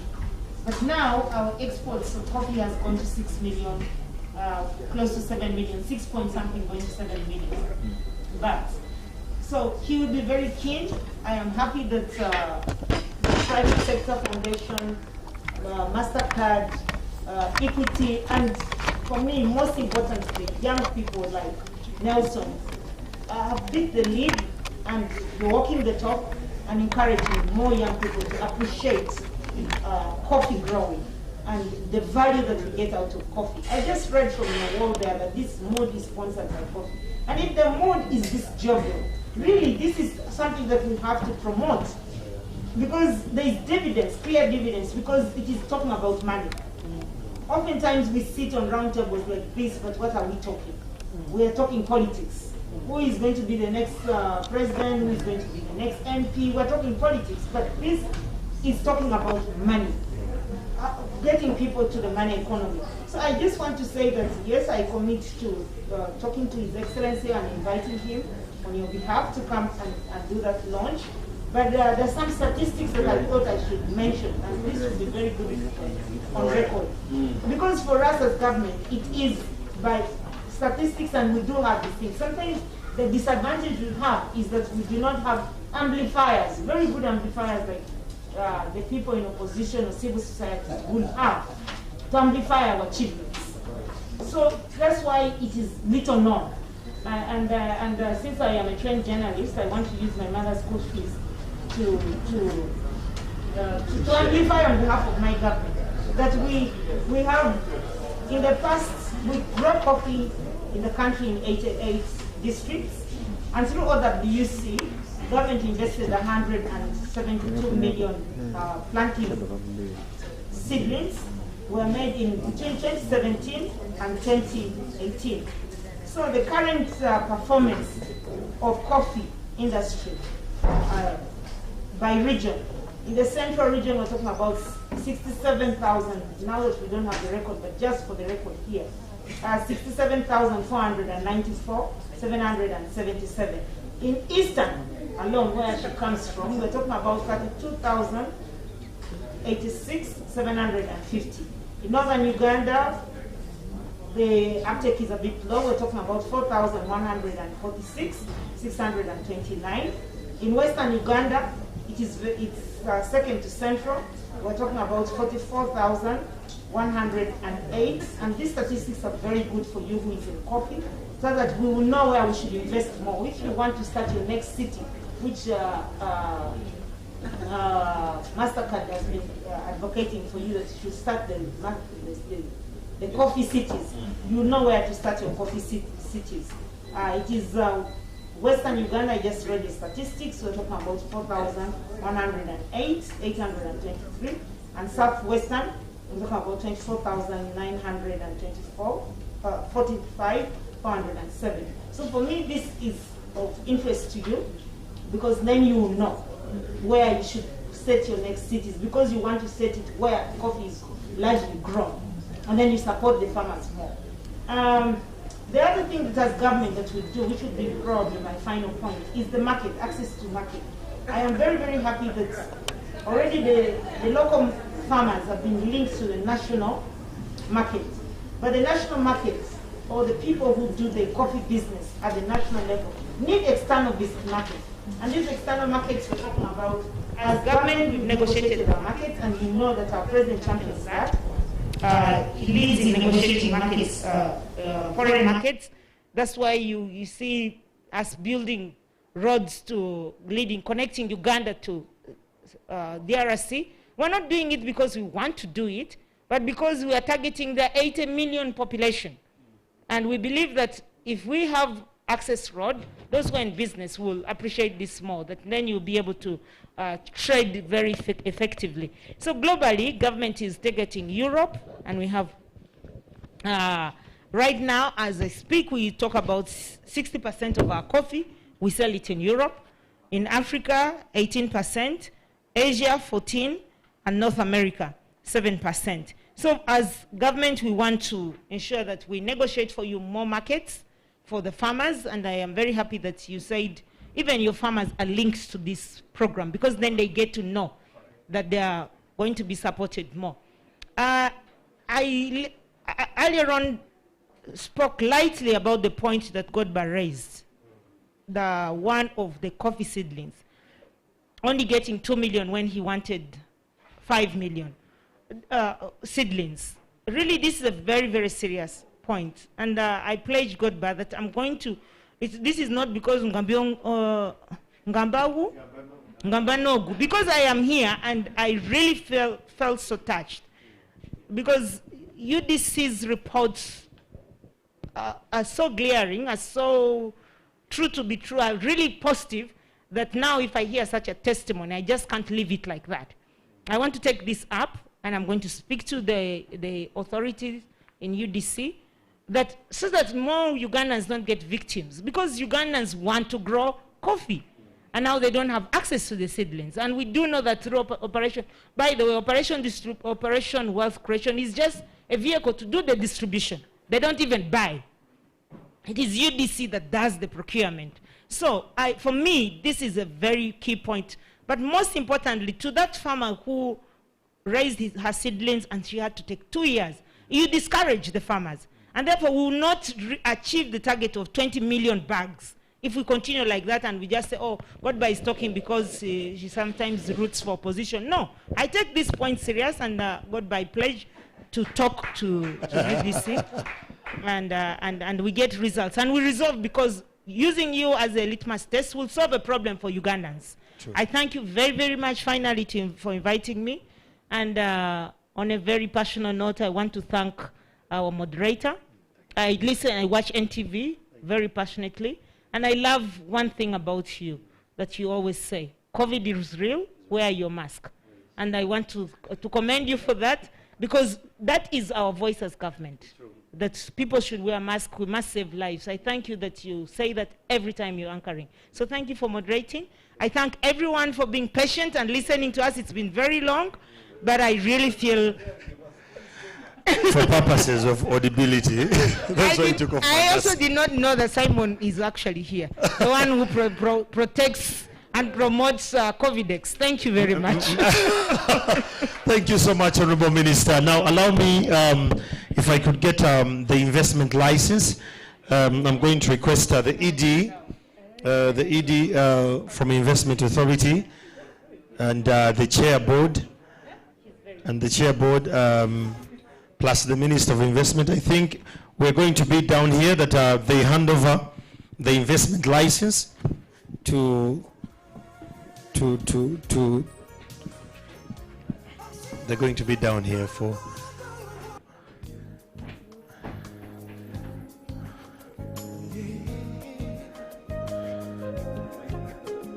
another director is coming. Perfect. This is the investment license from the Uganda Investment Authority. Thank you so much. Ladies and gentlemen, round of applause. We really appreciate you so much. Uganda Investment Authority, it took them 1 day, but from the ED's submission, he wants it to be expedited like to at least hours, and we appreciate that.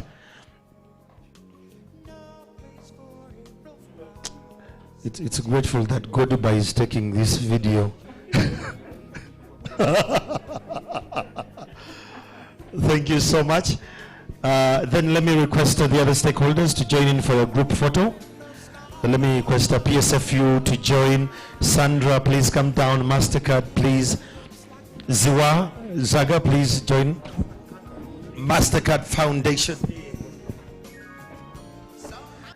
I think we should go up for purposes of color.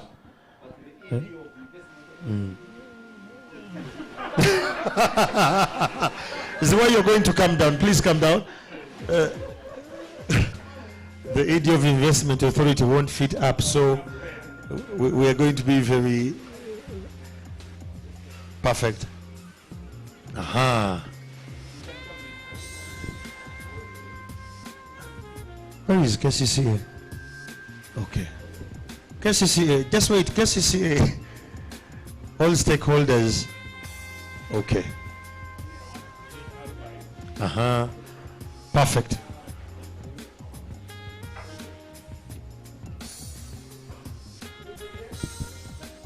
When you smile through the mask, we can see.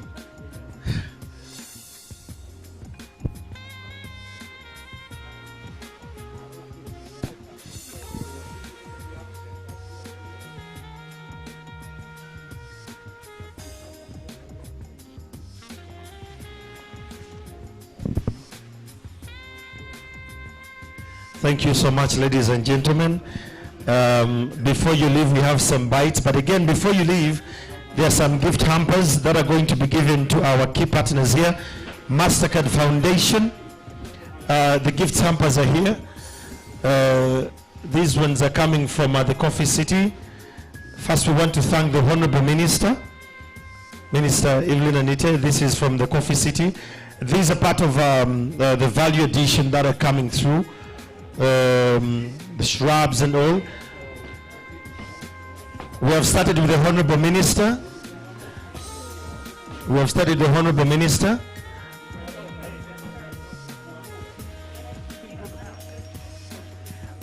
Okay, the Honorable Minister is giving to MasterCard Foundation. Thank you so much, MasterCard Foundation. Up next we have a PSFU. This is a gift from the Minister to PSFU.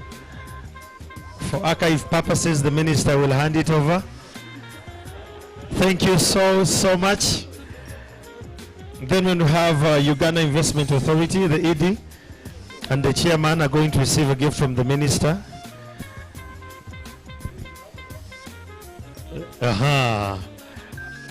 They have a hamper from the Minister. Thank you so much. Then we have Equity Bank. Equity Bank, come and receive your present from the Minister. This is a token of appreciation for the support at all layers. Let's not pose it in whatever way, but let's keep it going. Thank you so much, Equity Bank. This means a lot. This means a lot. Let me welcome the team from the Coffee City to give a hamper to the Minister now. The team, thank you so much for the support, for morning, for doing this tremendous work. Thank you so much. That is the team from the Coffee City. Nelson is, for archive purposes. Thank you so much. Join in, Peter. Perfect, that is the Coffee City team. Thank you so much. Ladies and gentlemen, now we can leave at leisure, but there's some bites. Before you leave, please feel free to get some bites from us. Thank you.